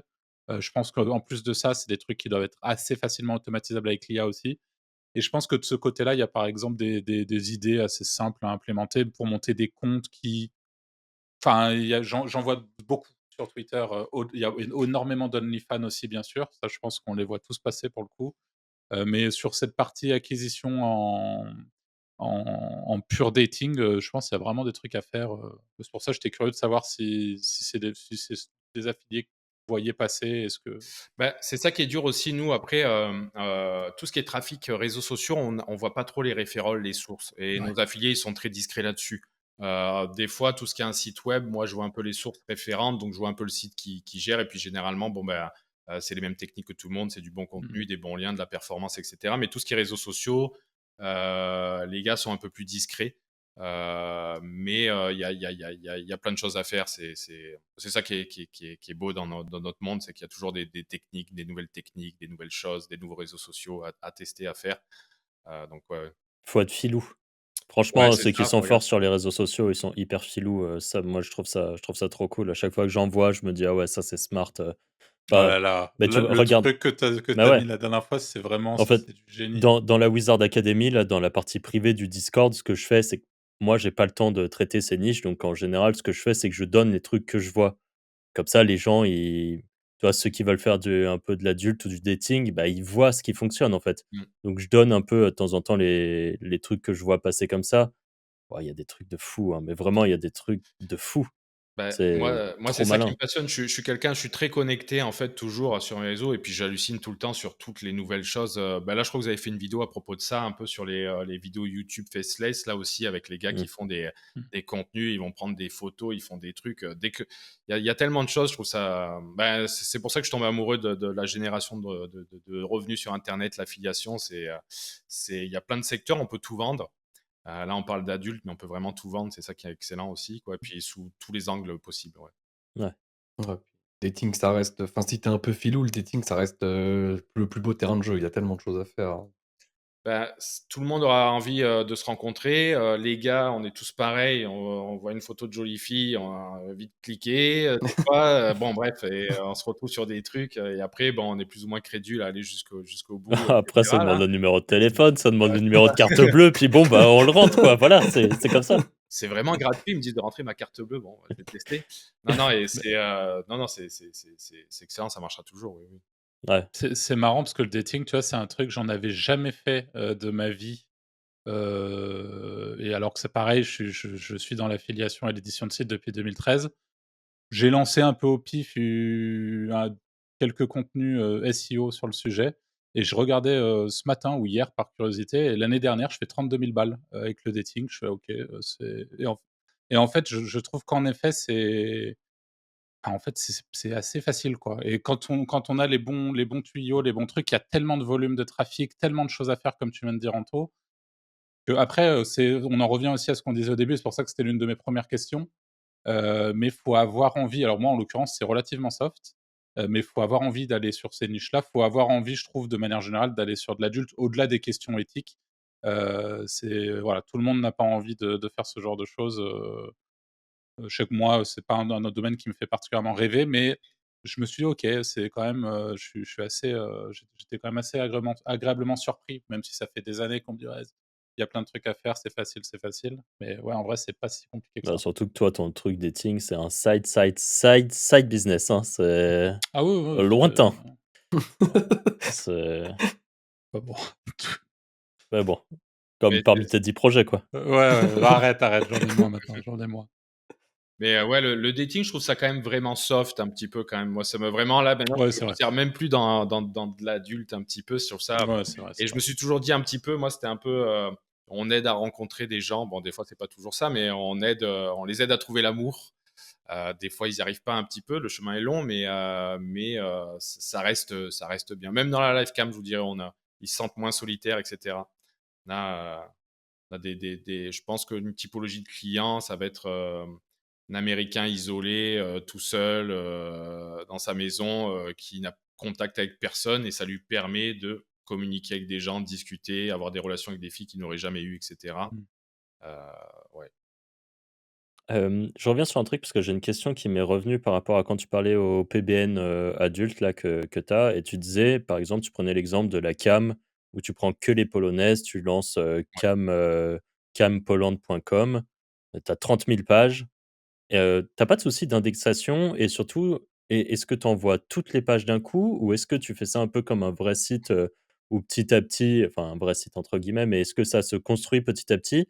Ou vraiment tu prends les 30 000 polonaises, boum, c'est envoyé et tu que ça s'indexe? Bah, c'est ça le truc, en fait, il y a plein de techniques un peu différentes. Là, j'aime bien tester différentes choses. Donc déjà, dans la live cam, il y a des modèles qui se connectent souvent et des modèles qui se connectent pas souvent. Donc des fois, on se pose la question, OK, est-ce que dans le sitemap, je mets tous mes modèles? Finalement, je mets pas de modèles. Et en fait, je laisse Google découvrir dans ma pagination juste les modèles qui sont actifs et je mets jamais les offline, je mets que les online. Donc déjà, je limite un petit peu au lieu d'avoir 30 000 modèles avec, allez, 40% qui sont actifs. Finalement, est-ce que j'en mets que 5000 et que c'est Google qui découvre juste dans la navigation mes modèles les plus actifs et finalement, elles ont un reward finalement au nombre de connexions. Mais généralement, c'est soit on fait ces deux trucs-là, mais généralement, on met tout d'un coup. Des fois, j'ai des surprises. Franchement, des fois, c'est marrant. Je ne sais pas pourquoi ce site-là, ce modèle ressort pour ce site-là. Des fois, le modèle, il va ressortir pour un autre site. Les sites sont faits exactement pareil. Si je les avais pas tous mis, je me serais même pas rendu compte qu'elle aurait ranké, etc. Mmh. Donc non, généralement, on va tout mettre. Mais après, des fois, c'est des challenges. Par exemple, ben là, je fais des sites un peu multi-advertiser. Donc, on va avoir 30 000 modèles d'un site, mais je vais en avoir aussi 50 000 d'un autre, etc. Donc, je vais me retrouver avec une base de données de, je sais pas, 300 000 modèles. Le site, je le traduis, je le fais en 10 langues, je me retrouve avec 3 millions de pages. Et là, voilà la qualité de page entre quand j'ai pour créer un texte unique pour cette page-là, je vais avoir le nom, l'âge, 3 tags. Donc, comment je fais pour différencier ma page dans les 5 langues pour que ça soit crédible? Est-ce que je suis pas en train de polluer Google? Mais justement, j'ai des files d'attente comme ça.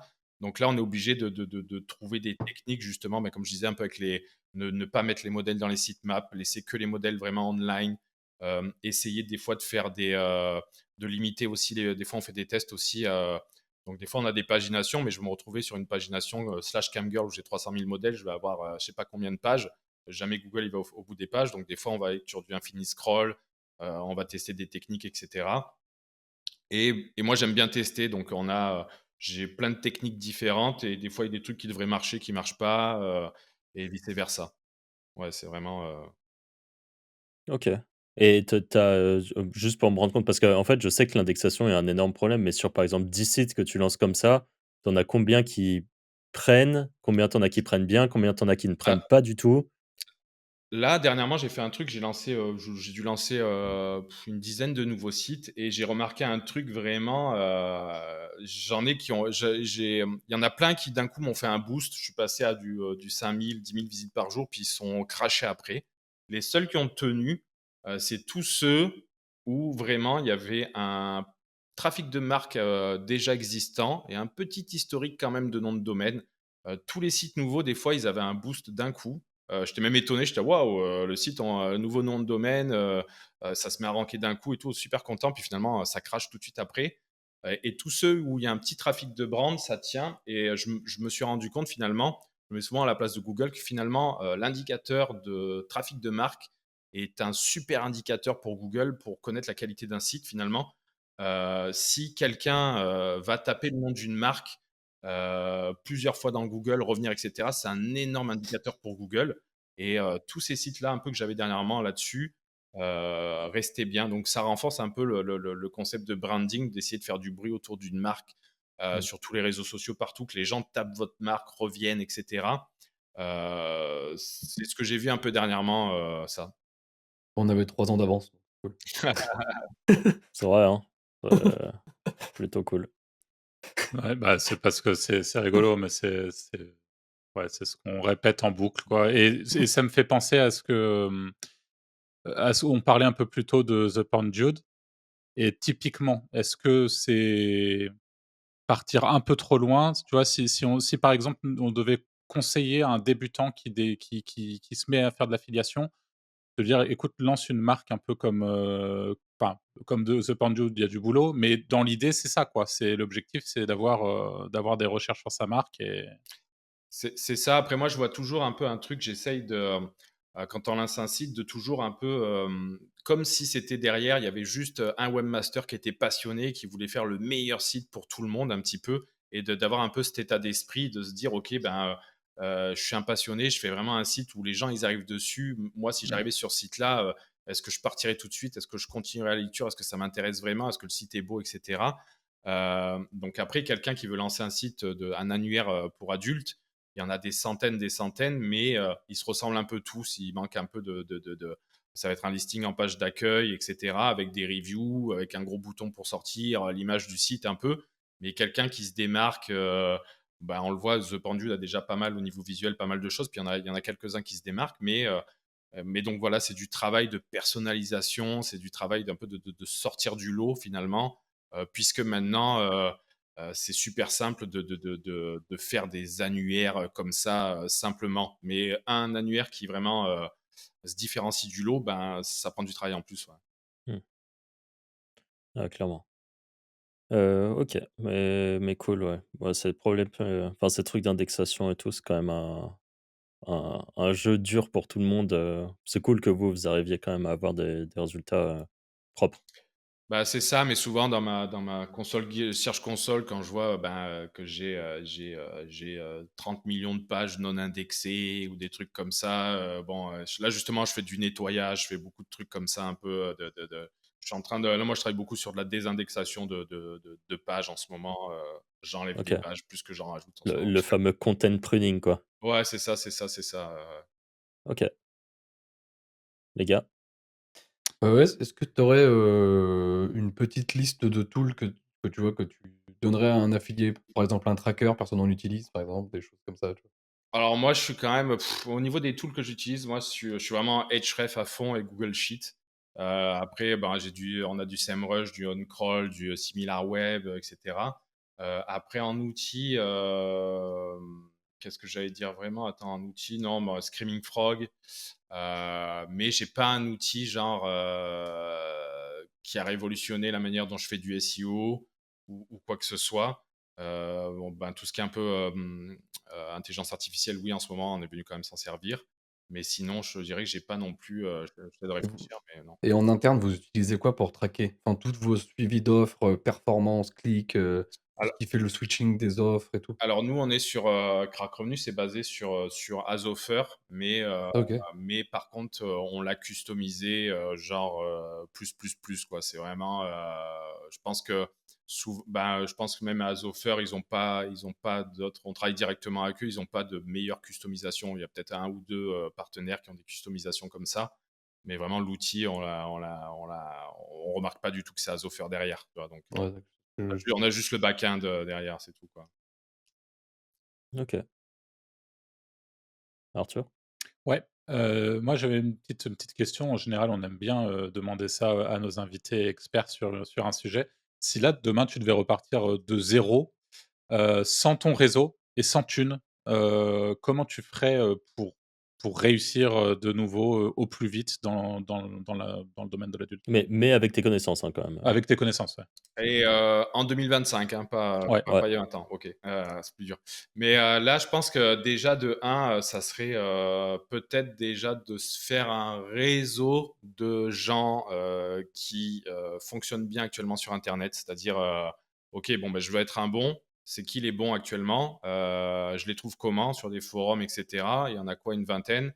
Je regarde un peu plus qu'est-ce qu'ils font en détail. Je prends contact avec eux. Je peux même et est-ce que tu pourrais pas me former? Est-ce que je pourrais pas t'aider à travailler? Est-ce que je peux pas travailler pour toi, etc. pour apprendre peut-être plus?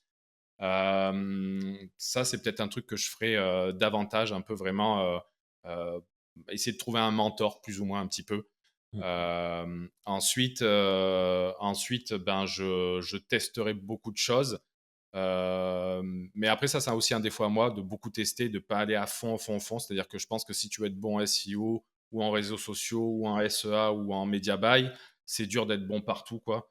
Donc après, peut-être, ça serait de se dire, OK, est-ce qu'il y a vraiment un truc que je veux faire en plus? C'est-à-dire, est-ce que le SEO actuellement, c'est vraiment le truc que je veux faire ou est-ce que plutôt je devrais faire du SEA ou du media buy ou est-ce que actuellement je devrais faire plutôt de l'intelligence artificielle sur des réseaux sociaux? Donc vraiment un petit peu me spécialiser peut-être dans quelque chose en particulier, peut-être justement grâce au mentor que j'aurais Et justement, trouvé. en fonction de là, tes compétences aujourd'hui, c'est pas une évidence pour toi de dire: «Je ferai plutôt du réseau social» ou «Je ferai plutôt du SEO»? Bah, en fait, moi, je vois un petit peu la complexité un peu du SEO année après année. Je faisais des trucs il y a 20 ans, je publiais une vidéo, je faisais un embed d'une vidéo YouTube avec 3 lignes, je faisais un SMIG, c'était hallucinant. Et, euh, et là maintenant, ça n'a plus rien à voir et tout. Il faut vraiment sortir du lot, faire un truc de super qualité. Alors que des fois, ben, avec une page de vente, du SEA et du media buy, à partir du moment un petit peu où tu arrives à faire un peu d'arbitrage et de dire, OK, ben, j'arrive à faire 1 $ ou 75 centimes tous les clics et je paye mes clics 50 centimes et d'arriver à scaler up ça. Je me dirais peut-être en ce moment, je partirais peut-être plus là-dedans. Mais après aussi, ce qu'il y a, c'est que ben, mes landings aussi, je les ferai sur un site plus ou moins où j'essaierai de faire du SEO dessus. C'est-à-dire que je pourrais un peu construire mon site SEO, je me ferai des landings dessus, j'essaierai d'acheter un peu de trafic, ça m'améliorerait mon trafic de marque sur ce site-là. Mmh. Je pourrais tester pas mal de choses et finalement, ben, je fais tout un petit peu supporter autour d'un site quand même SEO, mais je vais aller acheter un petit peu et faire des techniques sur les réseaux sociaux, quoi. Bah, tu profites de l'achat de trafic pour push ton SEO, c'est un cercle vertueux, quoi. Ouais, c'est ça. Puis après, un gros point aussi, c'est quelle niche attaquer, quoi. Actuellement, voilà, est-ce que je me mettrais dans du dating? Est-ce que je me mettrais plutôt dans du AI? Est-ce que j'essaie de trouver un truc porteur nouveau? J'ai de la crypto, enfin, c'est pas nouveau, mais dans quoi je me mets maintenant un peu? C'est aussi un gros choix à faire. Un milieu peut-être pas trop compétitif, en croissance, quoi. Tu penses que sur les AI, il y a encore, une place à prendre ou là, ça a déjà été bien bouffé par les gros? Non, je pense qu'il y a encore plein de choses à faire. On le voit, ben, l'accompagnement des entreprises qui ont besoin de AI. la transformation de l'industrie, que ça soit dans n'importe quel domaine un petit peu. Donc non, le AI pour moi c'est juste le début. C'est juste le début. Par contre, ça va devenir de plus en plus simple pour tout le monde de l'utiliser. Donc à voir, mais non. Je pense que Tu ça, partirais pas forcément dans une niche adulte, du coup? ben, en fait, peut-être si quand même Tu connais bien, quoi. il y a quand même, il y a quand même des gros volumes et c'est vrai que je trouve que le SEO adulte se comporte différemment du SEO traditionnel. C'est-à-dire que dans l'adulte, j'ai l'impression qu'il y a pas du tout les mêmes filtres dans Google, et cetera. C'est vraiment, il y a des trucs que tu peux faire sur du truc traditionnel, ça va pas du tout marcher. Tu le fais en adulte, ça marche. Des fois, j'hallucine un peu. Donc, non, pourquoi pas, ouais. Je vous conseille, ouais, pourquoi pas, oui, je vous conseille d'aller dans l'adulte. Monétiser avec Crack Revenu. Hem, Est-ce qu'on peut parler un peu de Media Buy, justement? Moi, je t'avoue que je connais pas très bien le Media Buy, adulte. J'ai toujours un peu du mal à comprendre et encore une fois à me dire: «Mais qui va vraiment cliquer là-dessus et tout?» Tu vois? Et alors je pense au Media Buy plutôt avec Traffic Junkie, mais je pense que je suis à l'ouest, par rapport à ça, parce que peut-être que c'est plutôt du Facebook, cloqué qui vaut mieux faire. Tu as un peu des insights, des tips de qu'est-ce qui marche bien, dans le Media Buy adulte? Est-ce que, tu vois, est-ce que ça marche vraiment, par exemple, le pop under en adulte? Tu vois, ce genre de truc? Est-ce que ouais. Ben, Pop Under, c'est vraiment pas la meilleure source de trafic et tout. Là, vraiment, dernièrement, il y avait eu tout ce qui était pré-roll, tu sais, c'est la vidéo qui démarre, la petite vidéo de pub qui démarre avant la vidéo, sur YouTube, c'est comme ça aussi. Mmh. Donc ça avait bien marché. Non, Media Buy, effectivement, il y a encore énormément de place. Tout ce qui est plateforme pour adultes, je sais que c'est quand même beaucoup moins cher encore actuellement que tout ce qui est autres médias, plus gros médias, etc. Par exemple, sur Facebook, je pense que c'est quand même plus cher que peut-être sur du Traffic Junkie, etc. Donc, non, par contre, après, c'est toujours pareil. Il faut être capable de générer des belles pubs qui invitent à cliquer. Il faut avoir une landing qui convertit vraiment bien aussi. Mais je recommande de tester, de faire des choses. Mais voilà, il faut être capable de faire des visuels un petit peu. Bon, ça se fait pareil facile, même avec le AI ou même avec des sites. Maintenant, on peut faire pas mal de Avec visuels. Canva et tout, tu penses que c'est suffisant? Oui, hein, franchement, après, ça dépend des niveaux de compétences, mais je pense qu'il y a Mmh. des sites maintenant qui peuvent t'aider à construire des bannières assez rapidement en AI. Et ensuite, en media buy, tu peux commencer avec des petits budgets. Puis je pense que tu testes avec je dis une bêtise peut-être, mais avec du 200 € sur plein de petites plateformes, pareil, tu analyses un peu tout ça, etc. Et tu vois s'il y a une opportunité, tu vois si ça marche pas, et sinon tu recommences from scratch avec carrément un autre angle d'approche. Nous, on a des pubs qui marchent bien, c'est quand on marque que tout est gratuit, alors que c'est pas gratuit, mais les gens ils cliquent et puis ça convertit bien. OK. OK. Bah, cool, merci. Je pense, en fait, moi, j'aimerais bien tester des trucs, mais même limite juste pour être break even, mais quand même driver du trafic exactement comme tu disais, au moins faire du trafic vers ta marque, tu vois? Pour renforcer ton branding et si, au mieux, tu arrives à être break even, bah, c'est cool. Au pire, bah, tu auras dépensé de l'argent pour avoir du trafic. Bon, je suppose qu'en SEO, ça pousse quand même, quoi. Puis ça, cet avantage aussi, c'est que du coup, là, tu as du trafic hyper qualifié. Enfin, hyper Ouais, qualifié, ça dépend, Ouais, mais c'est bon, sûr. si tu achètes des mots-clés en SEO, des trucs comme ça, mais tu as un trafic hyper qualifié sur une page de vente. Et après, cette page de vente, peut-être, ça peut être quand tu es sur ton site SEO et que tu as marqué s'inscrire, c'est vers cette page de vente ultra optimisée que tu envoies. Et tu l'as testé, retesté avec du super bon trafic. Tu sais que tout le trafic SEO que tu vas renvoyer là-dessus, sur cette page, va convertir à fond et tout. Donc, ouais. OK. Ouais, c'est Moi, cool. j'ai vu un mec passer il y a pas très longtemps, sur un site d'annonces assez connu en France. Le mec, il avait acheté une bannière et là où il a été ultra smart, c'est qu'il a pris le design du site où il pop en bannière. Tu vois ce que je veux dire? Donc il faisait une bannière par site sur lequel il pop. Ouais, et sauf qu'en fait, tu pensais que c'était l'annonce officielle et que donc tout il devait avoir un CTR, ça devait être hallucinant. Je me suis dit: «Ouais, il est trop intelligent, Ouais, le mec». c'est ça. Nous, on l'a déjà fait, en fait, mais des fois, le site en question veut pas. Bah, ils doivent gueuler au bout Justement, bon là, ouais, non, là, vous prenez mes utilisateurs. mais je me suis dit: «Ouah, ça doit faire un taux de conversion, Bah oui, c'est ça doit ça, être c'est ouf». ça. Mais je pense que les gars qui gèrent les plateformes, enfin, les espaces de pub voient qu'il y a un clic anormal là-dessus, il y a un truc qui se passe. Non. les gens ils pensent que c'est le site officiel et ouais, non. Ouais, franchement, je me suis dit: «Ça doit tourner». Ah, c'est ça, c'est ça. Arthur, tu as une question? Ouais. Est-ce que par hasard, il y a une question qu'on t'a pas encore posée et que tu avais anticipée? Tu disais: «Ah, ils vont sans doute me parler de ça», mais on t'en a pas parlé. Non, alors attends, non, moi j'avais un petit peu, ouais, comment j'étais arrivé un petit peu au SEO, mais c'est pas forcément très intéressant, c'est plus des moi-jeux. Sinon après, non, écoute, l'âge verification, je voulais vous en parler parce que c'était quand même un gros changement dans l'adulte. Eh ben, est-ce qu'on peut développer un peu là-dessus? Parce que Mmh. quand tu disais, il y a des sites qui ont été interdits, il me semble qu'il y a des très gros sites qui ont même été interdits en Ah bah oui. France, là, où tu peux pas, y accéder. Bah, c'est ça. Là, moi dernièrement, un des travaux que j'ai fait, c'est que je me connectais avec une adresse IP au Texas, parce que actuellement, ça avait commencé un peu par les États-Unis, tout ça. Maintenant, c'est en OK. France, en Allemagne, un peu partout. Puis ça, je pense que ça va arriver partout. Bientôt, ça va être, je pense, très dur d'avoir une image de fille dénudée sur son site. Donc, et ça, ben, du coup, ça oblige quoi? Ça oblige les gens à avoir une version safe for work de leur site finalement, euh, ou de trouver des solutions comme blurrer en CSS en fonction de certains pays d'origine. Donc ça, c'est un peu à appliquer des flous. Finalement, c'est un peu des solutions simples pour l'instant qui marchent bien. Je sais pas si ça va durer un petit peu, mais ça va modifier complètement le marché adulte.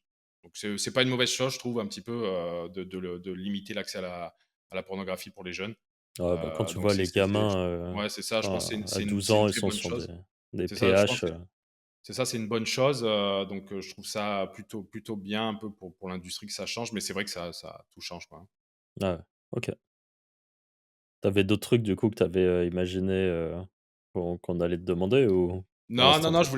je m'étais dit, non, non, je voulais vous raconter peut-être des anecdotes un petit peu de comment j'en étais arrivé aussi haut, mais bon, je sais pas si c'est forcément intéressant, mais Alors, comment t'es arrivé au SEO? Je sais pas. Par contre, je suis sûr qu'en ayant commencé le SEO il y a 20 ans, tu dois avoir des dingueries à nous raconter sur tout ce qui est keyword stuffing, tout ce qui est automatisation de netlinking éventuellement, ce genre de trucs. Tu nous l'as dit, tu mettais une vidéo, 3 lignes et tu faisais un SMIC. Ça m'intéresse. bah, au début, je faisais pas des trucs trop black hat. Enfin, j'ai testé un peu les outils, mais au début, il y avait même pas besoin. Là, moi, mes premiers débuts, pour rigoler, je m'étais créé. Moi, à l'époque, j'étais un des premiers à avoir un appareil photo numérique. À l'époque, personne n'avait d'appareil photo numérique. J'étais en soirée, j'étais le seul avec des appareils photo numériques. Et un jour, j'avais un de mes employeurs qui m'a dit: «Ah, Julien, tu veux bien mettre à jour le site HTML de la boîte?» Donc, j'ai commencé à là-dedans rentrer dans l'HTML et je me suis rendu compte que je pouvais faire un site internet où je pouvais publier mes photos de soirée avec mes amis, etc. Donc, je suis venu à créer des sites comme ça. Après, je me suis amusé à tester tous les CMS open source. Il y avait un site à l'époque, Open Source CMS. Donc, à l'époque, j'avais créé des sites sur PHP Nuke. Je pense que c'était le premier CMS avant WordPress, etc. Et du coup, bon, bah, j'avais créé mes premiers sites. Et une fois, j'avais écrit un article. Mon petit frère était rentré de l'école. Puis il m'avait parlé de la tectonique. Du coup, j'avais fait un article, c'est quoi la tectonique, etc. Donc, j'avais pris une vidéo YouTube, je l'avais mis sur mon site et j'avais mis 3 lignes dessous. Et finalement, je me suis retrouvé à être premier pendant plusieurs mois sur comment apprendre à danser la tectonique. J'avais 500 commentaires de jeunes qui étaient là, ouais, mais finalement, tu nous apprends pas à danser la tectonique, tout ça. Puis là, j'ai découvert un peu un trafic. C'était cool. Puis ça m'était arrivé une autre fois aussi, après plus tard, où il y avait Facebook qui avait un blog à l'époque, ils avaient converti les profils. Avant, tu avais juste une photo de profil, après, tu avais la bannière Facebook ou la couverture Facebook. Et ça, je me souviens, j'avais traduit l'article officiel de Facebook dans la nuit, je l'avais traduit en français. Et le lendemain, en fait, j'étais un des seuls blogueurs français à avoir sur mon site l'association du mot couverture Facebook, qui était l'image de couverture. Et c'est sur un article comme ça où là, pareil, j'ai généré énormément de visites, de clics AdSense, etc. Et j'avais halluciné juste parce que j'étais le premier à avoir une association de mots-clés. Je pense que ça, aujourd'hui, maintenant, c'est un peu dur à faire et tout, mais c'est quand même super cool d'être le premier à parler d'un sujet et de capter du trafic gratuit. Après, c'était marrant un peu tous les gens qui venaient commenter dans cet article-là avec des sites dédiés couverturefp.com, machin, machin et tout. C'était assez drôle. Donc ça, c'était un peu mes débuts et tout. Puis à l'époque, je faisais même des thèmes MySpace. Je pense que personne n'en a fait ici, là, mais ça me rendait des thèmes MySpace à l'époque avant. Ça, c'était un peu les débuts. C'était fun. Mais et c'est que plus tard que j'ai testé un peu les Scrapbox, GSA Ranker, etc. Mais pareil, j'ai fait ça plus vers 2009 où là, je dirais pas que j'ai eu des énormes succès avec ça. Je me suis surtout beaucoup amusé pour comprendre comment ça marchait à fond. Je me suis bien amusé, mais c'est pas là que j'ai eu mes plus gros succès, je vous dirais, en Black Hat, hein. Ok. Voilà quelques anecdotes. Ça marche Euh, super. Moi, j'avais juste une question par rapport à Telegram. Oh. Est-ce que, parce qu'on en parlait tout à l'heure, tu disais bah, en dating et tout, mais là même, je pense, l'emailing pour du truc soft et tout, ça marche plutôt bien. Mais quand tu commences à rentrer dans des trucs un peu plus hardcore, l'emailing, bah, souvent ça tombe en spam, c'est filtré et tout. Et ce qu'ont fait beaucoup d'éditeurs, c'est au lieu de renvoyer sur des listes d'emails, du coup, ils chargent des comptes Telegram. Est-ce que tu as un peu, une vision, toi, de ce qui fonctionne bien là-dessus? En général, c'est quoi? C'est plus des trucs avec, full réseau de bots, et puis après tu balances plein d'offres, enfin, est-ce que tu vois Bah, un peu comment ça marche? Telegram, ouais, ça marche très, très bien effectivement. Telegram, bah, du coup, tu peux faire ce que tu veux avec ton audience un petit peu. Donc effectivement, Telegram, bah, juste pour l'anecdote, en fait, un des fondateurs de Crack, qui était vraiment le top affilié et qui est toujours vraiment connecté, c'est vraiment quelqu'un que j'adore chez Crack parce que ben, il connaît tout, il est vraiment super top affilié. Il y a vraiment un an ou un an et demi, il m'a contacté il m'a envoyé un message sur Telegram en disant: Julien, c'est sur Telegram que ça se passe maintenant, tu sais. Et effectivement, bah, il est pas mal au courant des trucs. Et oui, il y a des gros trucs à faire sur Telegram. Moi, j'avais essayé d'automatiser Discord, Telegram. J'avais pas eu le temps de finir tout ça un petit peu, mais pareil avec des publications de bots, etc. Mais je m'étais inscrit à beaucoup de channels Telegram justement pour voir un peu comment c'était monétisé et tout. Puis oui, oui, ça marche bien d'envoyer des gens sur Telegram, mais après, tu peux faire ce que tu veux dessus, tu n'as aucune restriction et tout, c'est parfait, quoi. Donc Et pareil, ils avaient pas commencé un peu à mettre des trucs par rapport aux meufs à poil et tout, euh, Anto, peut-être tu sais, toi? Si tes canaux ils sont en public, ça saute direct maintenant. Ah ouais? Ouais. Donc Bah, faut si t'es du public, mais tu canal peux laisser privé? privé, ouais. Ouais, faut que tu acceptes les gens, et cetera, là. Ouais. Là, c'est bon, mais si tu les laisses en public, ça saute, c'est 24 heures, ça saute. OK. Bah, c'est ça qui est bien, il y a toujours des nouveaux réseaux sociaux à tester. Dès qu'il y en a un nouveau, là, je pense que Threads, il y a beaucoup d'affiliés dessus. Je vois énormément de messages dessus. Alors, je pense pas que l'audience, elle est énorme dessus. Il y a peut-être pas énormément de trafic dessus à les récupérer, mais ouais, ouais, dès qu'il y en a un nouveau, c'est marrant de voir à quel point les affiliés sautent dessus, quoi. Ah, c'est marrant parce que je pense que justement ça, c'est un nouveau réseau social du coup qui vient un peu concurrencer Twitter, mais je suis pas sûr que puis c'est Instagram derrière, mais je sais pas à quel point ils vont réussir à pousser le truc. Mais comme tu le dis, il y a peut-être pas une masse de gens folles, mais toi, si tu arrives avec des bonnes stratégies, bah, du coup, tu peux aller gratter tout le monde, quoi. Tu peux vraiment aller, faire du reach parce que la concurrence, elle est pas là. Bah, c'est ça et puis, Threads a eu un gros boost parce que pendant un moment, ils affichaient les liens sur Instagram directement, donc il y a un gros boost de création de posts et après là, quand même, quand tu es sur Facebook, que tu navigues, tu as une suggestion de post Threads, donc ça te ramène quand même, tu captes du trafic d'Instagram et cetera, donc c'est toujours bon à tester. Moi, j'aime tout tester et tout. Je conseille à quelqu'un de se créer un profil de partout et d'essayer de tester, publier en manuel et après peut-être de passer sur une base automatique partout. Ouais. Après, tu fais comme Anto, tu fais que tester des trucs en boucle en Ouais, voilà, permanence. et tu nulle part. Ouais. Bah, mais c'est en fait, c'est le problème, c'est qu'on kiffe tellement ce qu'on fait qu'on est comme des fous à vouloir tout essayer et puis après tu te dis: «Bon, il faut quand même que je me reconcentre sur un truc et tout». Toi, tu as quand même le cadre d'être, du coup chez Crack Revenu donc tu testes, mais en plus de ça, l'avantage que tu as, c'est que tu es payé pour faire ces Non, tests. c'est ça, ouais. C'est c'est un peu Non, la force, c'est ça qui est bien. Et puis, c'est de la recherche et du développement. C'est-à-dire, je peux passer une semaine sur Threads à essayer de l'exploiter au maximum, voir ce qu'il est possible de faire, voir si on a déjà dans notre bassin d'affiliés des gens qui maîtrisent le truc et tout. Des fois, on peut même travailler avec eux directement. C'est-à-dire, c'est ça aussi qui est intéressant. Des fois, on peut demander des prestats à des gars qui travaillent avec nous, qu'on voit qu'ils sont très très bons. Et avant d'arriver à faire la même chose, on n'y arrivera pas. Donc, vaut mieux travailler avec eux, quoi. C'est parce que ça, du coup, vous le faites parfois, vous voyez que vous avez un affilié qui tourne super fort sur un nouveau truc, vous savez pas le faire, vous lui proposez un deal, Clairement, où il vous aide et puis clairement, sur les réseaux sociaux, sur du Instagram, des trucs comme ça, on a des gens qui font des trucs, je sais pas comment ils font.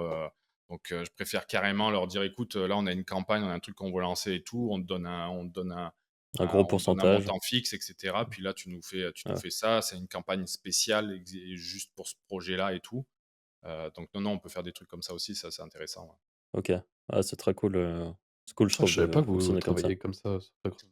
Ben, en fait, on peut un peu tout faire. Le truc, c'est que, OK. ben, si un affilié a une expertise, qu'il est capable de nous amener et cetera et qu'on cherche un petit peu ce besoin-là en ce moment-là, peut-être pour lancer un produit, un truc comme ça nous intéresse. Tu pourras m'envoyer si si tu sais faire des trucs spéciaux, ouais. Mais tout nous intéresse, ouais, ouais, bien Bah, sûr. toi, Anto, c'est Telegram, tu fort dessus, justement. Ouais, j'étais pas mauvais, mais j'avait longtemps que j'en ai pas refait, mais ouais, j'étais pas mauvais, ouais. Non, mais c'est Ah, ça. ça Puis même après, beaucoup des de trafic. fois, on travaille main dans la main avec nos affiliés un peu quand on voit qu'on n'est pas capable de monétiser aussi bien leur trafic que quelqu'un d'autre. On essaie de comprendre, de trouver des solutions, tu sais, de vraiment travailler main dans la main là, pour y arriver ensemble, quoi. OK. Moi, j'avais une question aussi par rapport, du coup, aux offres. Tu dis, vous bossez avec, du coup, des partenaires, mais Ouais. vous créez aussi vous-même vos propres offres, chez Crack Revenu.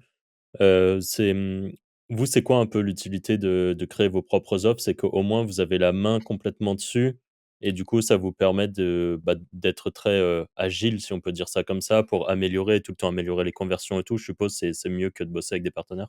Bah, c'est ça, on crée des vraies marques en fait. Donc après, ben, toutes nos équipes de média buy, toute l'affiliation, tous les affiliés vont se retrouver à pousser nos sites web au lieu de pousser les sites web directement des advertisers, ce qui nous donne un poids Mmh, puis finalement après vis-à-vis des advertisers. Il y a certains advertisers, on est devenu leur service marketing quasiment. Mmh. Nos sites sont devenus plus visibles que leurs sites.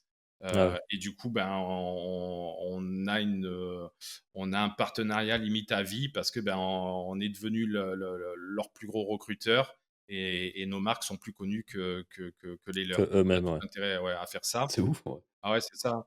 Et bah, c'est un peu comme ça qu'est parti Crack Revenu à la base, un peu. C'est que mon big boss, il se créait des sites et puis il faisait des flows tellement performants qu'après, il y a des webmasters qui disaient: Ouais, comment ça se fait que tu convertis aussi bien et tout, tu sais, sur des mêmes sites qui poussaient. Donc finalement, ils se sont mis à donner des liens pour pousser nos produits au lieu de pousser directement l'advertiser.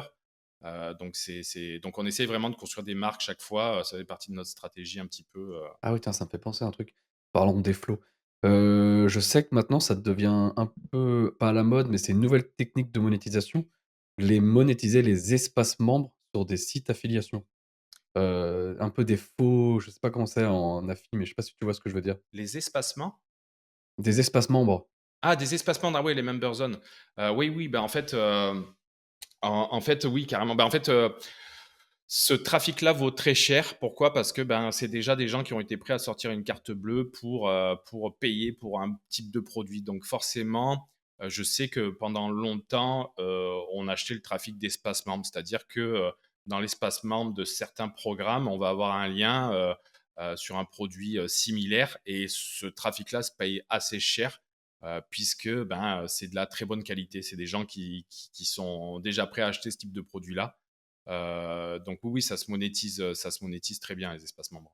Alors, je crois que moi j'ai pas compris ce que c'était. Je sais pas si vous pouvez expliquer, mais en gros, c'est quoi? C'est tu un site qui est connu, Ça peut être toi, par exemple, tu as un site de dating où tu as un espace membre où les gens payent et tu vends à l'intérieur, l'espace donc membre, par quoi. exemple, donc moi, par exemple, j'ai mon site de dating, il y a des vrais gens qui viennent dessus, qui payent leur accès. Ils ont leur espace membre et après, par exemple, vous, chez Crack, vous avez, une offre qui pourrait correspondre et à l'intérieur de l'espace membre, je leur mets une bannière, par exemple, qui dit, «Peut-être que vous serez intéressés pour aller, découvrir cette offre». C'est ça. Finalement, c'est du trafic, hautement qualifié, Ah ouais, donc là, qui vaut c'est plus cher. Ouais, hautement, ouais, c'est hautement ça. qualifié, ouais. Ouais, ça vaut très, très cher. Tu peux avoir 500-600 € de CPM sur des trucs Ah comme ça. ouais! Ouais, ouais. Ouais, ouais. OK, ah ouais, OK, c'est énervé. Donc après, faut faire attention que tu fasses pas sortir tous tes membres pour qu'ils aillent sur un produit Mmh. compétiteur, Bien sûr, ouais. si c'est un produit, avec lequel tu es pas en compétition, c'est intéressant de proposer finalement à ses membres, à ses clients, un autre produit de qualité, qui pourrait les intéresser. Ouais. OK et donc ça, c'est mieux que enfin, c'est vous le payez, par exemple, plus cher qu'une bannière qui serait en public C'est sur un site. ça. Je sais que après, on le voit tout de suite, c'est-à-dire que le gars n'a pas besoin de nous envoyer 10 000 clics, il nous en envoie 100 pour faire les mêmes revenus, donc on voit qu'il a un trafic de qualité, etc. Après, par contre, nous, on faisait de la prospection d'espace membres, c'est-à-dire que on allait à l'avant d'essayer de contacter tous les gens qui avaient des zones membres pour essayer d'avoir notre lien dans leur zone membre, finalement, plus ou moins. Donc Ok. ça, c'est bien finalement, puisque même en tant qu'affilié, si tu trouves un produit similaire au tien que tu essayes de vendre et que tu es le premier à contacter ce programme-là et à dire est-ce que je pourrais avoir un lien dans ta zone membre, il y a de fortes chances que ça soit une bonne source de trafic de qualité. Ouais. Carrément.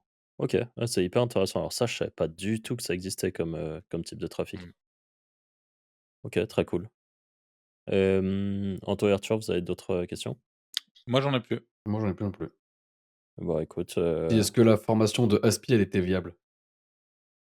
je suis pas sûr Tu que connais? Julien il connaît Ah ça. merde! Putain.